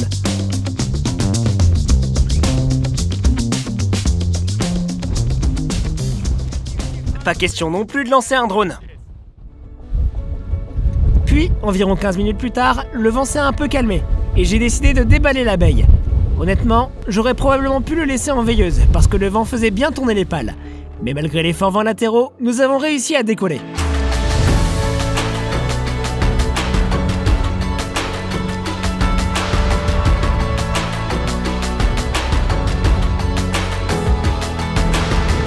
Preikestolen, ou Pulpit Rock, est une gigantesque falaise carrée de 25 mètres sur 25, qui s'élève à 600 mètres au-dessus de Lysfjord. La vue, eh bien, elle est vraiment impressionnante, ce qui fait de cet endroit l'une des principales attractions de cartes postales de Norvège, et vous permet de commencer à comprendre à quel point les fjords norvégiens sont vraiment énormes. J'ai également réussi à atterrir, ce qui m'a ravi. Honnêtement, ce fut le vol le plus difficile de ma vie, et j'ai même dit au revoir à ce truc plusieurs fois. Mais hélas, le drone a tenu bon. Et j'adore cette chose. Curieusement, il n'y a pas de clôture de protection ici. Et les gens risquent vraiment leur vie en se tenant sur le bord, quand le vent se lève vraiment. Pour ma part, j'ai vraiment été surpris de constater qu'il n'y a pas un seul cas de chute, d'après les informations que j'ai pu trouver sur internet. Oui, il y a bien quelques suicides, mais personne n'est tombé par accident. Et personne n'a été emporté par le vent. Ce n'est pas pour rien que Preikestolen n'a pas de clôture.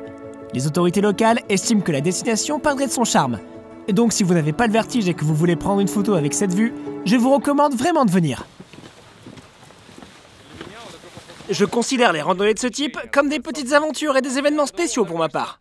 Mais il n'en va pas de même pour les habitants de la région. Pour eux, ces randonnées sont plutôt considérées comme une simple sortie sportive. En fait, la randonnée est un culte ici. Il semble y avoir autant de magasins de matériel de randonnée que de cafés. Et c'est ce que tout le monde fait, quel que soit l'âge, même avec des enfants. J'ai rencontré ces personnes sur le chemin de Preikestolen. We're hiking every other morning, 1.5 hours before breakfast. C'est vrai? Yes.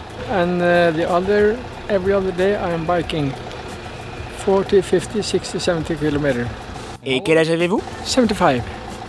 C'est pas vrai. Yeah, that's right. C'est incroyable, vous avez l'air en pleine forme. I feel fine. Pouvez-vous croire cet homme? Il ne fait pas son âge. Et il n'est pas le seul à être comme ça. Les Norvégiens sont peut-être les personnes les plus athlétiques que j'ai jamais vues. Et ils vont courir en toute décontraction, quel que soit le temps. Il y a même un dicton qui dit que les mauvais temps n'existent pas, mais que les mauvais vêtements existent. Certains emmènent même leur bébé courir. Incroyable. Ces gars-là adorent les sports d'hiver. Et pour rester en forme l'été, ils enfourchent leur ski à roulettes. Et bien sûr, leur vélo. Bref, les Norvégiens vous motivent vraiment à être plus actifs. Mais pour l'instant, embarquons sur le prochain ferry.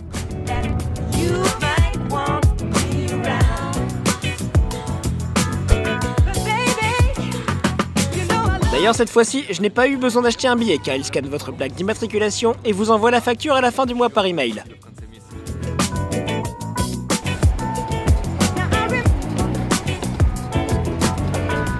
Je vais maintenant vous présenter une autre attraction touristique, les routes panoramiques. Il s'agit de routes panoramiques, évidemment. Et il y en a 18. Je veux dire qu'il faut en visiter au moins une. Les routes sont signalisées et les panneaux indiquent généralement qu'il y a beaucoup de choses de beau dans le coin de la rue. Les routes panoramiques sont un excellent moyen d'explorer le pays en voiture. S'étendant sur plus de 2000 km, ces routes vous emmènent dans les parties les plus pittoresques du nord et du centre de la Norvège, ce qui rend la conduite très agréable. Voyez cela comme un puzzle, où pièce par pièce, vous découvrirez de magnifiques canyons, des glaciers, des rivières de montagne à l'eau incroyablement claire, et bien sûr, les fjords.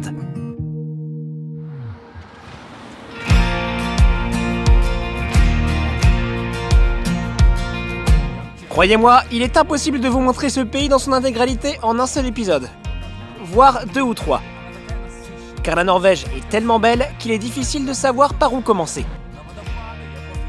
Je ne remarque même plus les chutes d'eau, tellement elles sont fréquentes. Sérieusement, je ne sais plus où donner de la tête. Il m'est arrivé la même chose en Suisse. Ici, je vois des petits villages mignons au bord des lacs et des maisons à l'arrière-plan des paysages norvégiens qui ont l'air d'être de petits jouets, conçus spécialement pour attirer l'attention des touristes comme moi. Vous me connaissez, je ne pouvais pas m'empêcher de m'arrêter tout le temps, ce qui n'augurait rien de bon pour mon emploi du temps.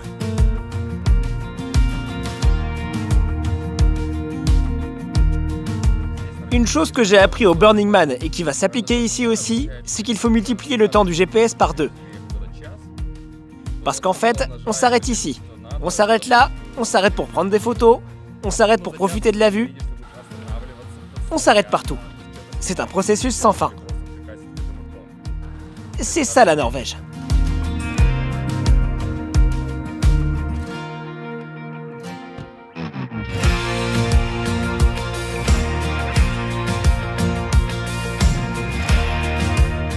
À l'instar de la Suisse, la Norvège possède également des trains touristiques qui vous emmènent sur des itinéraires magnifiques. J'ai sauté dans le train et même si ce n'était pas aussi pittoresque que le train suisse, le fait que ces trains existent est un bonus en soi. Désolé si j'ai l'air de me répéter, mais je ne peux pas m'empêcher de parler de la beauté de ces sites. Revenons maintenant aux aspects moins pittoresques, comme les infrastructures. Le paysage norvégien rend le développement des infrastructures délicat, Et oui, c'est à cause des fjords. La construction des ponts est également une entreprise complexe, en raison de la profondeur des fjords. Certains atteignent 500 mètres de profondeur, ce qui explique que la plupart des ponts soient suspendus, et que leur support ne se trouve pas dans l'eau, mais sur la terre ferme. Une quinzaine de ponts atteignent 1 km de long ou plus, ce qui est époustouflant. Les routes dans les montagnes sont également difficiles et coûteuses à construire. De plus, elles sont recouvertes de neige en hiver et doivent être nettoyées. C'est pourquoi les Norvégiens ont choisi une autre voie. Vous vous souvenez quand je vous ai dit que la Suisse était le pays des tunnels? Eh bien, c'est parce que je n'avais pas encore été en Norvège. Ici, c'est le véritable royaume des tunnels. Il y a environ 1240 tunnels, ce qui est impressionnant pour un pays de 5 millions d'habitants. Il y en a partout. J'ai essayé de commencer à les compter, et après une trentaine de kilomètres, je me suis stoppé, car ils sont tout simplement trop nombreux. La Norvège abrite le plus long tunnel du monde, le tunnel de l'Aerdal. Il mesure 24 km de long et a été conçu par une équipe de psychologues, qui ont introduit des aires de repos et un éclairage multicolore, afin d'accroître l'attention des conducteurs au volant. Avec tout ça, il y a même des ronds-points, ce que l'on ne voit généralement pas dans un tunnel. Au fur et à mesure que nous nous enfonçons dans la campagne, nous atteignons un autre fjord, celui d'Orlandsfjord. L'avantage de ces routes panoramiques est qu'elles permettent de découvrir des structures architecturales et des sites naturels vraiment intéressants, les premières étant conçues pour mettre en valeur les seconds.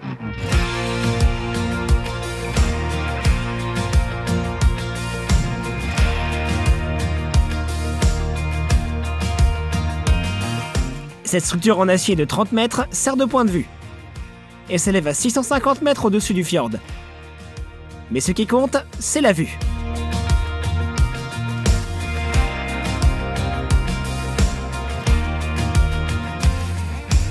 Le fait d'être ici m'a fait penser que certaines personnes ont la chance d'être les témoins quotidiens de toute cette magnificence.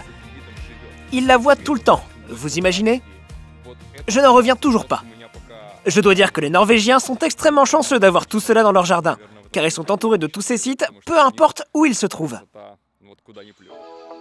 Ils ont également appris à mettre en valeur la beauté de la nature grâce à l'architecture. C'est ce dont j'aimerais vous parler maintenant, car c'est un sujet qui m'a vraiment étonné de la même manière que la nature.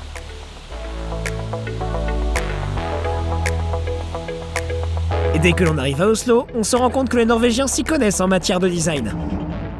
Prenez par exemple le quartier du projet Barcode, construit à l'emplacement des anciens docks maritimes. Sa conception est une classe de maître en matière de Feng Shui.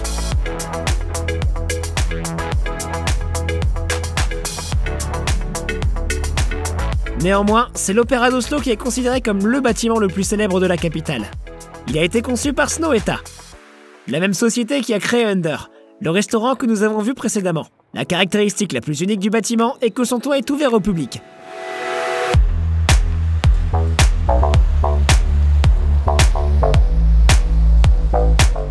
Les bâtiments bien conçus ne se limitent pas qu'à Oslo, et les églises en sont un excellent exemple. Voici par exemple une église que j'ai trouvée à Narvik. Un design céleste, vous ne trouvez pas? Je n'aurais jamais deviné qu'il s'agisse d'une église, s'il n'y avait pas la croix. Je veux dire, cela ressemble beaucoup à un centre d'exposition. Et il y en a beaucoup aussi. Ou pourquoi pas un musée entourant un navire. Comme vous l'avez peut-être remarqué, le mot durable est à la mode en ce moment. Il signifie que l'on respecte l'environnement et que l'on consomme les ressources naturelles avec précaution. Et la Norvège est durable au plus haut point. En fait, les Norvégiens sont occupés à construire un grand nombre de structures durables, appelées Powerhouse, dans tout le pays. Par exemple, la Powerhouse Telemark, dans la ville de Porsgrunn. Ce bâtiment a un taux d'émission de CO2 négatif, ce qui signifie qu'il produit plus d'énergie qu'il n'en consomme pendant toute sa durée de vie. Cela inclut sa construction et même sa démolition. Des panneaux solaires recouvrent le toit et la façade du bâtiment, produisant 256 000 kWh d'énergie par an. C'est plus que ce dont le bâtiment a besoin, et il renvoie donc l'énergie qu'il ne consomme pas dans le réseau. Le toit est percé de longues fenêtres qui éclairent les 3 étages supérieurs. Les matériaux dont est fait le bâtiment accumulent la chaleur pendant la journée et la restituent lentement pendant la nuit. Le chauffage est également assuré par des puits géothermiques situés à 350 mètres de profondeur. En d'autres termes, il s'agit d'une technologie d'avenir qui est déjà pleinement utilisée en Norvège. et j'espère que nous pourrons bientôt tous en profiter. Laissez-moi maintenant vous présenter l'un de mes sites préférés, situé au parc national au nom très compliqué. Il est aussi appelé Point de vue de Snohetta. Il a été réalisé par le même bureau d'architectes. Après une randonnée d'1,5 km, vous vous retrouvez dans un grand pavillon en acier, doté d'une immense fenêtre panoramique qui vous ouvre toute la vallée. L'endroit n'est pas seulement un point de vue, mais aussi une halte pour les touristes, qui vous protège des vents et vous réchauffe avec une cheminée confortable. J'ai l'impression d'être au cinéma, car tout le monde chuchote pour ne pas vous déranger pendant que vous profitez de la vue. Et les vues ne se limitent pas au paysage. On y voit notamment des animaux sauvages, notamment des cerfs du Nord et même des renards arctiques. There's very vulnerable species in this area, so it's really nice if people don't disturb them that much, but still have a place where they can, look at them. En bref, c'est un endroit où les gens peuvent interagir avec la faune, sans perturber la paix. Passons maintenant à la deuxième ville de Norvège.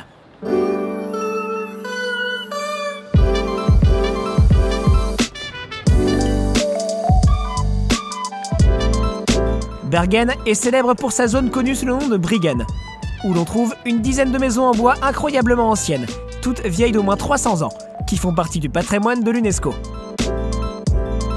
Il y a également un funiculaire bien connu qui vous emmène en 6 minutes au sommet du mont Fløyen, avec une vue magnifique sur la ville.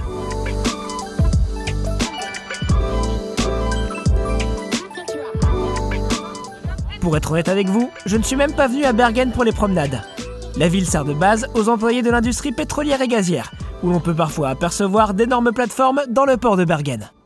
Avec un peu de chance, nous pourrons visiter une véritable plateforme pétrolière norvégienne aujourd'hui. J'ai prévu de le faire avec mon ami Vitya, qui travaille pour la société Transocéan et vit en Norvège depuis 12 ans. Il a été pratiquement impossible d'obtenir un permis de tournage, car il s'agit d'une zone hautement sécurisée.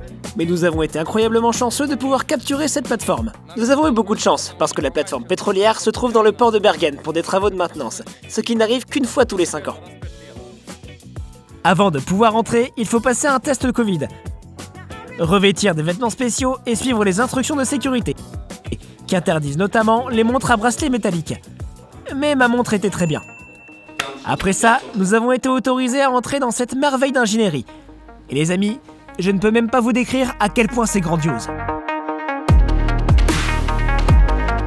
Voici le Transocéan Enabler, une plateforme pétrolière de dernière génération, pesant 45 000 tonnes, conçue pour forer dans des conditions extrêmes dans la mer des Barents, et pouvant accueillir une équipe de 130 personnes.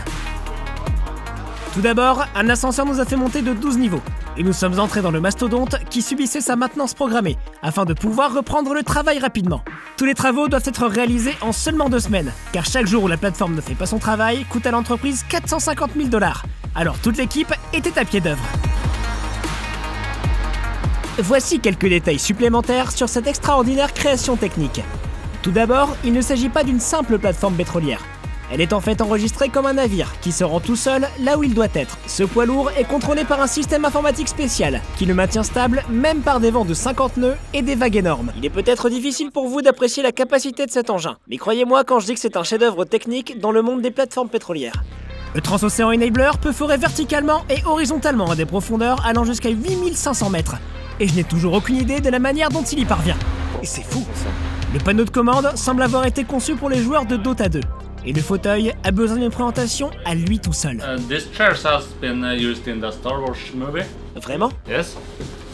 Ce travail n'est pas facile, mais l'emploi du temps de Sega compense. Ребята работают 2 недели офшор и 4 недели дома. То есть это довольно-таки много свободного времени. И чтобы чем-то заняться, у всех есть людей какая-то дополнительная работа во время этих 4 недель, пока они... Font-ils ces petits boulots pour arrondir leur fin de mois ou simplement pour changer de rythme? Не, чтобы, наверное, занимать время, потому что я думаю, люди, которые работают на этих платформах, они зарабатывают довольно-таки достаточно. Passons maintenant au quartier d'habitation. Pour moi, c'est vraiment comme un bon hôtel 3 étoiles. Et en plein milieu de la mer des Barents. Chaque employé dispose de sa propre cabine. Le chef cuisinier et le personnel de restauration ont rejoint la plateforme après avoir travaillé dans un hôtel. When you're living offshore, this is a 5-star hotel. Really? Yeah, the food is amazing. La plateforme dispose d'un cinéma, de salles de jeu, d'un studio de musique, d'un solarium et d'une salle de sport. Apparemment, l'entreprise vous paye pour aller à la salle de sport. Do the exercise, the company will give us 50 NOK per hour when we are down here. And that money we will use for new movies, PlayStation games. Il y a aussi un hôpital ici, avec tout le matériel chirurgical nécessaire. Et même une installation de vidéoconférence, qui permet aux médecins sur la plateforme de traiter les patients avec l'aide de leurs collègues en dehors de la plateforme. Mais le plus fou, c'est qu'ils stockent du sang pour tous les membres de l'équipe. Ils stockent du sang du bon type et du bon facteur Rhesus pour chaque membre de l'équipe. Tout ça parce que la plateforme est généralement très éloignée de la côte, et que, comme vous l'imaginez, tout peut arriver, y compris la perte de sang par exemple. Un exploit extraordinaire, n'est-ce pas? Mais ce n'est pas tout. Comme vous le savez, les Norvégiens sont très soucieux de l'environnement. C'est pourquoi ils construisent actuellement une usine qui récupérera le CO2 de l'atmosphère et le transformera en liquide qui sera pompé dans les réservoirs d'où provient le pétrole. La Norvège prévoit de mettre en œuvre cette technologie prochainement. Ainsi, non seulement ces énormes machines extraient des ressources naturelles, mais elles seront également utilisées pour lutter contre le réchauffement de la planète. Je trouve ça super cool. L'une des choses que je peux affirmer avec certitude à propos des Norvégiens, c'est qu'ils aiment vraiment leur pays et qu'ils ont l'intention de le léguer à leurs enfants dans le meilleur état possible. Et ils ne se contentent pas d'en parler. Ils agissent. Ce dont nous pouvons tous nous inspirer. Je pense qu'il est temps de résumer certaines choses, car j'ai beaucoup de choses à partager après avoir été sur la route pendant 8 jours. Pour votre information, je suis toujours qu'à 500 km d'Oslo, ce qui est ridicule. Autrefois, j'avais traversé toute la Nouvelle-Zélande en voiture dans le même laps de temps. Ici, je me déplace comme une tortue et je pense qu'il y a plusieurs raisons à ça. Tout d'abord, ce sont les routes. Il s'agit principalement de cols de montagne, et je suppose qu'il est possible de rouler vite sur ces routes. Mais cela risque de se retourner contre vous, et de vous coûter très cher à cause des amendes exorbitantes. La deuxième raison est la beauté de ce pays. Je jure que je m'arrête toutes les 15 minutes pour sortir de la voiture et m'imprégner de la beauté des lieux. Et tous les arrêts s'additionnent et peuvent vous faire prendre du retard. Bon, il faut que je me reprenne. Mais les amis, jusqu'à présent, la Norvège est vraiment géniale. Bon, il est temps de passer aux choses sérieuses. Allons-y. Lorsque vous voyagez en Norvège, il est utile de vous habituer au fait que vous passerez beaucoup de temps dans la file d'attente d'un ferry. Vous devez également garder à l'esprit que les ferries et les routes de péage s'additionnent et qu'ils vont rapidement gruger votre budget. Je veux dire que j'ai dépensé quelques centaines d'euros rien que pour les routes à péage. Probablement autour de 500 € pour être exact. Pour ce qui est de notre progression, nous sommes maintenant à Sognefjord, le fjord le plus long et le plus profond de Norvège. Il fait 200 km de long et 1300 mètres de profondeur. Si vous êtes plongeur, vous ne toucherez probablement jamais le fond. À ce stade, j'ai vu tellement de choses stupéfiantes que je ne sais plus où donner de la tête. C'est pourquoi je continue à rouler et que je finis émerveillé à chaque fois que je vois un truc étonnant. La beauté de la Norvège, c'est qu'elle ne cesse de révéler sa beauté à chaque tournant. Et croyez-moi, cet endroit est un régal pour les yeux. Trop de choses pour une seule séance.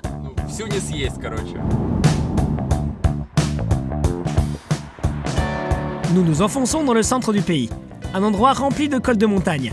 Et celui que nous empruntons actuellement me rappelle beaucoup le Transfagarasan roumain. Oh, regardez, un autre point de vue. Bien sûr, ils ne pouvaient pas se contenter de construire un point de vue. Ils ont dû l'élever à un autre niveau.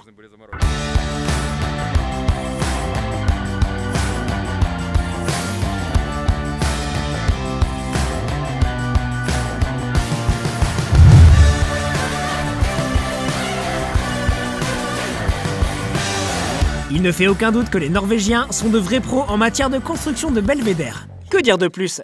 Bravo à eux. Quelques centaines de kilomètres plus loin, nous atteignons la commune de Stryn, où se trouve un point de repère que vous ne trouverez sur aucun site de voyage. Et c'est bien dommage. Il s'agit du lac Lovatnet, formé par un glacier.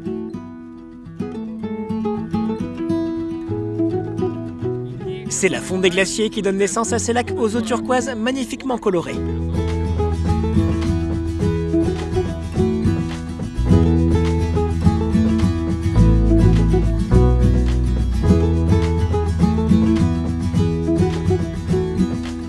Le lac est entouré d'eau par des tonnes de glaciers et de chutes d'eau. Et là, c'est la plus célèbre de ces chutes. Elle s'appelle Ramnesfjellfossen. J'espère que ma prononciation est correcte. voici le cousin de mon drone, avec qui je vais essayer de voler à travers la cascade.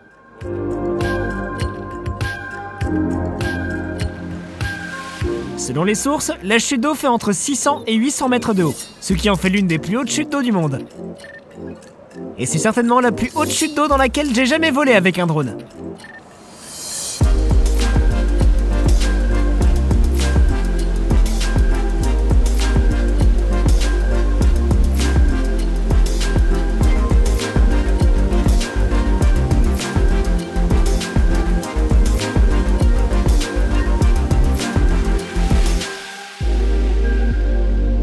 Lovatnet m'a fait tomber encore plus amoureux de cet endroit, et ce n'est pas seulement à cause du lac. La région regorge d'autres sites étonnants, que nous verrons dans un instant. Tout d'abord, une petite histoire intéressante. Voici un fait qui m'a choqué. Apparemment, ce lac a connu un tsunami. Ce qui n'est pas ce à quoi on s'attendrait d'un lac. Les tsunamis se produisent généralement dans l'océan. Cependant, le tsunami de Lovatnet n'a pas été causé par un tremblement de terre, mais par un glissement de terrain qui a eu lieu en 1905 et a provoqué une vague de 40 mètres, soit l'équivalent d'un immeuble de 20 étages. Il a coûté la vie à 60 personnes et a complètement détruit quelques villages. Et bien que les géologues aient dit que cela ne se reproduirait jamais, cela s'est produit 30 ans plus tard, lorsqu'un glissement de terrain encore plus important, avec environ 1 million de mètres cubes de terre, a créé une vague encore plus grande. Pour mettre les choses en perspective, voici à quoi ressemble une vague de 75 mètres. C'est la taille d'un petit gratte-ciel. Il n'y a pas eu d'autres tsunamis depuis, mais il n'y a aucune raison pour que cela ne se reproduise pas. Cela peut arriver à tout moment. Non pas que je veuille que ça arrive, je le dis simplement. Ces catastrophes naturelles n'ont pas empêché les gens de construire des maisons près du lac, et le lac est toujours une attraction très populaire pour les touristes. Il est difficile de reprocher à quiconque de prendre le risque, quand l'avantage est d'avoir des vues comme celle-ci par la fenêtre.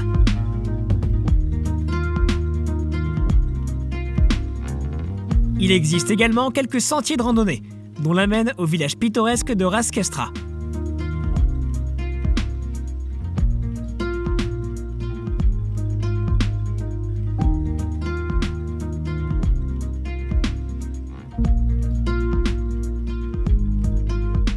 Tout comme aux îles Féroé, les maisons du village sont recouvertes d'herbes sur le toit. Il y a quelques siècles, c'était la méthode la plus populaire pour construire un toit en Norvège. Car les toits en herbe deviennent si lourds qu'ils compriment les murs en rondins, bloquant ainsi les vents violents. De plus, ils bloquent l'eau et sont très esthétiques. Plusieurs bonnes raisons pour ça.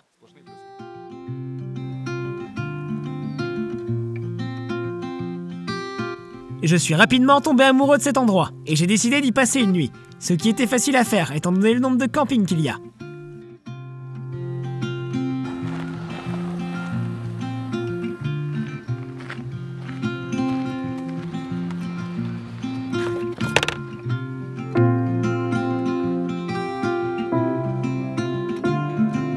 J'adore.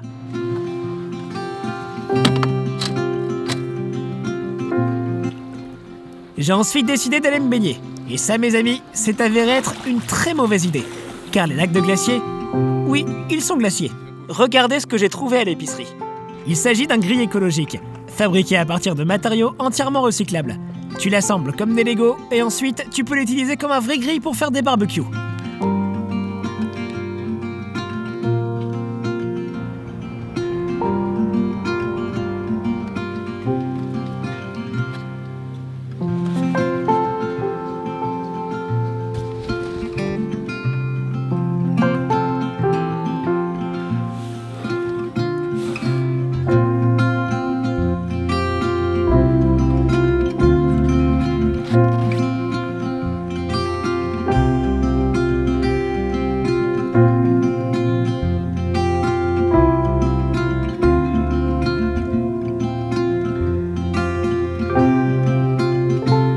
La matinée au bord du lac était tout simplement magnifique. Et Lovatnet, je t'aime. Voyons ce qu'il y a d'autre dans le coin.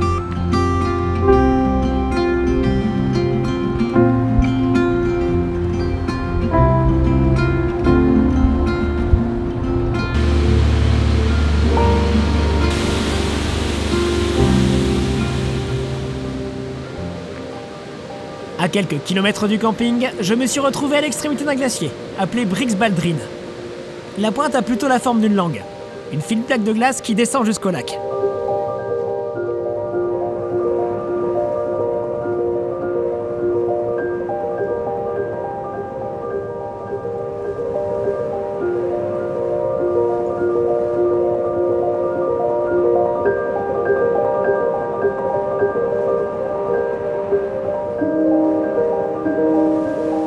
C'est une sorte de microcosme de tout l'écosystème de la vallée. Les glaciers fondent et se transforment en chutes d'eau qui, à leur tour, remplissent les lacs d'une eau turquoise et cristalline. Et le Vatnet compte des centaines de ces cascades.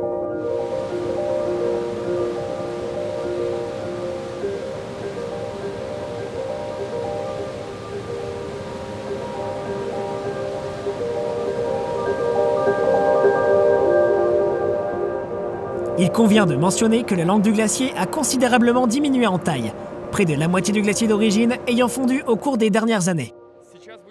Si vous envisagez de visiter la Norvège, consultez d'abord le site web du tourisme du pays. C'est le meilleur site touristique national que j'ai jamais vu. Et il contient des tonnes d'informations utiles, des photos et des cartes de randonnée avec les dernières mises à jour. Le site s'appelle Visit Norway et il contient tellement d'informations utiles qu'il m'a agréablement surpris. Et c'est ce que j'ai beaucoup utilisé tout au long de ce voyage. Bravo la Norvège!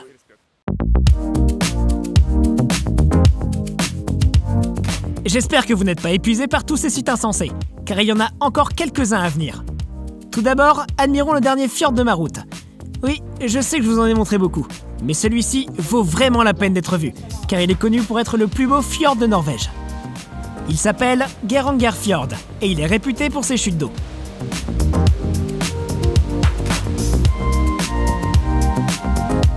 Avez-vous déjà vu cette vidéo qui est devenue virale sur les réseaux sociaux? Eh bien, elle a été tournée ici, plus précisément sur cette montagne. La seule différence, c'est que la vidéo a été tournée au printemps, lorsque les chutes d'eau étaient vraiment abondantes. Aujourd'hui, nous sommes au début du mois d'août, et ce n'est plus tout à fait la même chose. Le Geirangerfjord est officiellement inscrit au patrimoine de l'UNESCO, et l'on s'efforce de le maintenir en parfait état pour les années à venir. Il y a quelques années, des scientifiques ont mesuré le niveau de pollution dans l'air dans le fjord, et il s'est avéré qu'il était similaire à celui de la ville. En grande partie à cause des bateaux de croisière qui étaient présents en masse avant Covid. Ainsi, d'ici 2026, seuls les navires électriques seront autorisés à naviguer dans le fjord, et il n'y aura plus de navires à moteur diesel qui polluent la région.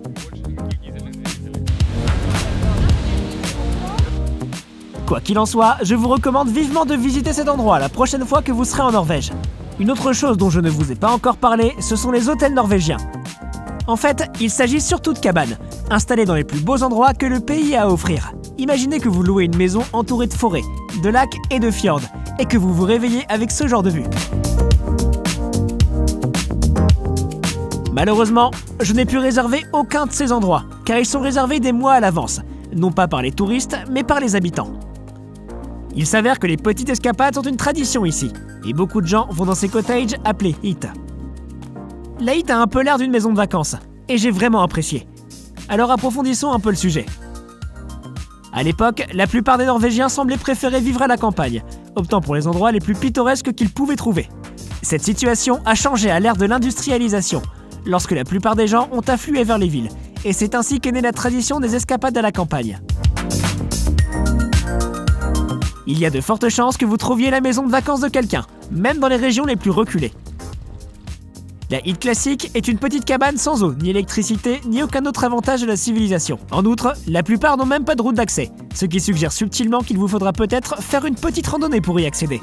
Une autre tradition veut que la hytte ne soit pas à plus de 3 heures de route de votre domicile permanent, afin qu'elle soit facilement accessible pendant les week-ends.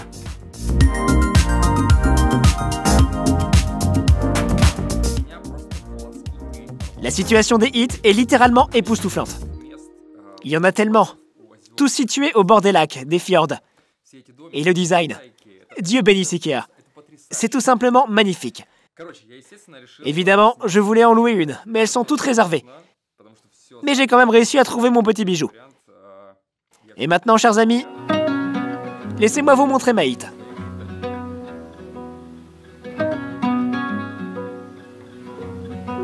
Il s'agit d'une minuscule hytte classique qui a plus de 200 ans et d'après le propriétaire, rien n'a changé à l'exception de la porte d'entrée.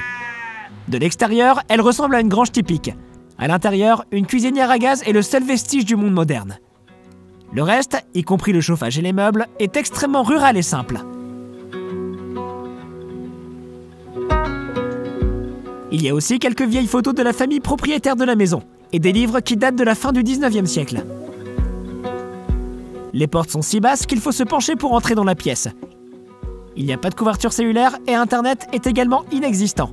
Besoin de laver les assiettes? Oui, mais il faut d'abord aller chercher de l'eau. Besoin de se réchauffer? Vous allumez le poêle. Et le soir venu, vous allumerez les bougies, car l'électricité n'existe pas non plus ici. Les toilettes extérieures sont en fait mieux que ce à quoi on pourrait s'attendre. Et il y a un portrait de la famille royale à l'intérieur, ce qui est une autre tradition locale. J'ai passé une journée entière ici. J'ai cuisiné, écouté les moutons et savouré la désintoxication de la ville dans cette campagne vraiment unique. Laït nous rappelle que pour apprécier à leur juste valeur les équipements modernes dont chacun d'entre nous dispose, il est parfois nécessaire de s'en éloigner.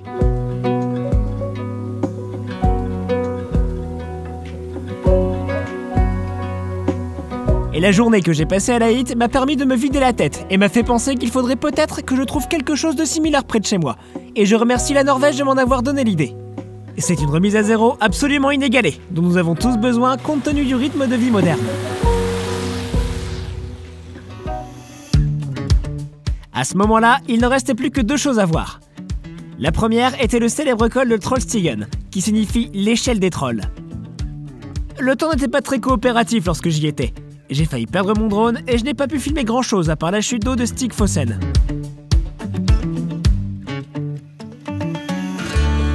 La deuxième chose dont je mourrais d'envie de voir, c'est la route de l'océan Atlantique, qui traverse la mer de Norvège et relie une série d'îles à l'aide de 7 ponts. Voici le pont le plus célèbre de tous, qui vous donne l'impression que vous allez conduire directement dans les nuages, ce que l'on appelle un drunk. Et bien sûr, je me devais de passer dessus.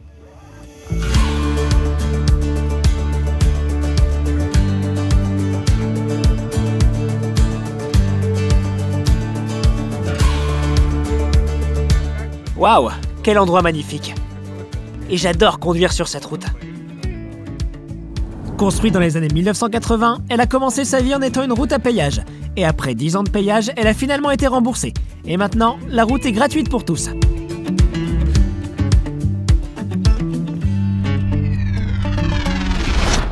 Mes amis, j'ai une confession à vous faire. Pendant tout ce voyage, j'ai fait une petite enquête secrète sur un certain phénomène. Et ce phénomène, ce sont les toilettes norvégiennes.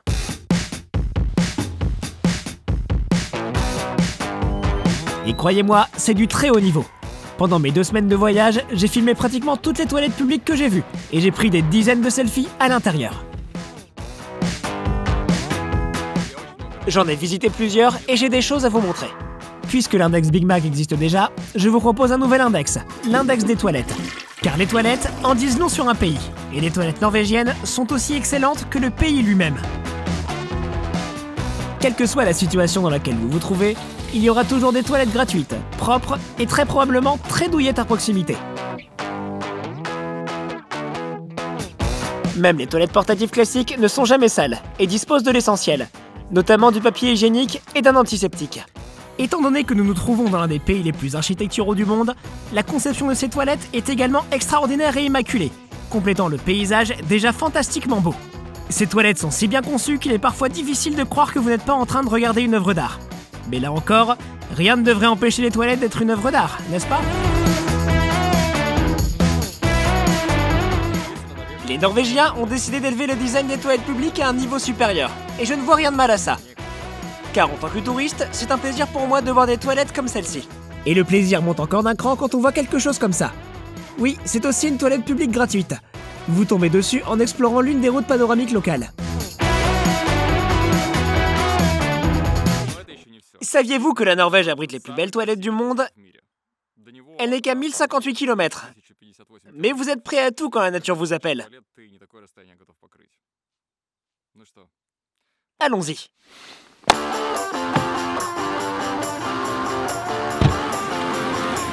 Bienvenue sur la Big Toilet Drive, la route des toilettes les plus pittoresques du monde. Pour y arriver, nous devons nous rendre dans le nord de la Norvège.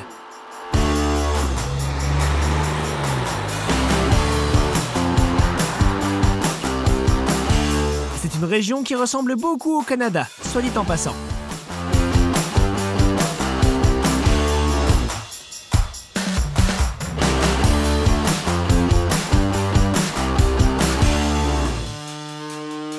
Nous devons ensuite franchir le cercle polaire arctique, ce qui nous amènera dans l'Arctique bien sûr. C'est vrai, nous allons dans l'Arctique juste pour voir des toilettes. Je ne l'avais pas vu venir.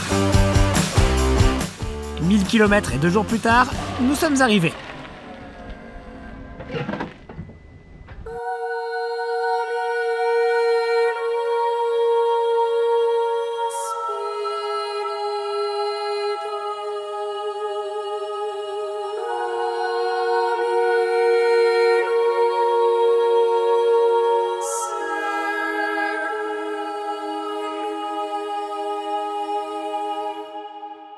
C'est magnifique.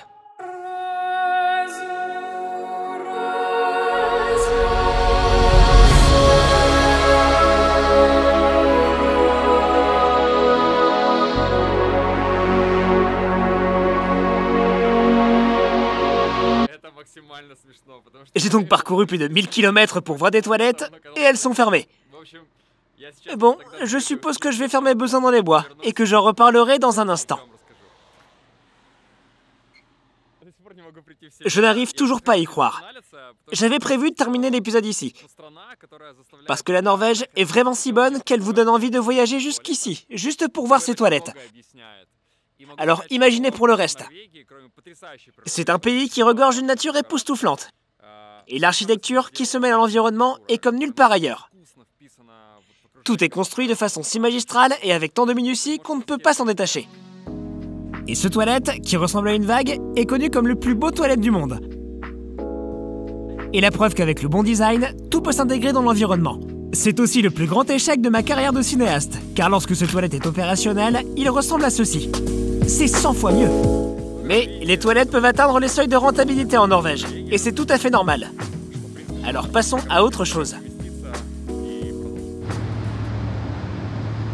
Nous sommes maintenant sur un ferry. Le vent souffle fort, alors ne vous inquiétez pas pour la caméra qui tremble. Il se trouve que la Norvège a toujours été le dernier point sur ma liste de voyages. Je voulais vraiment venir ici depuis longtemps, mais chaque fois que j'étais sur le point d'y aller, quelque chose se mettait en travers de mon chemin. Et maintenant, je suis là, totalement émerveillé. La Norvège vous surprend par sa nature et son architecture. Et ce que je vous ai montré n'est qu'une petite partie de tout ça. Il y en a bien plus. En même temps, l'attitude de son gouvernement et de sa population vis-à-vis de l'avenir du pays en termes d'économie et d'écologie est vraiment révélatrice. Et c'est quelque chose dont nous pourrions tous nous inspirer. Et d'un point de vue pratique, si vous envisagez de visiter la Norvège, sachez que vous ne pourrez probablement pas voir tout ce que vous voulez en un seul voyage. Je ne vois pas comment cela pourrait être possible. En tout cas, ce serait vraiment difficile. Le système de navigation de ma voiture indique qu'en un peu moins de 2 semaines, j'ai parcouru plus de 4000 km. Ce qui n'est pas énorme, mais ça m'a quand même pris 75 heures. C'est pourquoi je suggère de venir ici 2 ou même 3 fois. Et ce pays est maintenant l'un de mes préférés de tous les temps. Ce ferry est en route pour les îles Lofoten. Je les vois déjà. Ce qui veut dire que j'en ai pas tout à fait fini avec la Norvège. Et que je vous reverrai bientôt.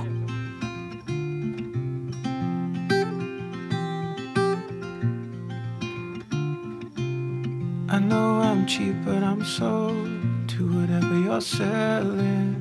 I guess if truth be told, I tripped and I fell in over my head, even though I said I'm not looking for a lover.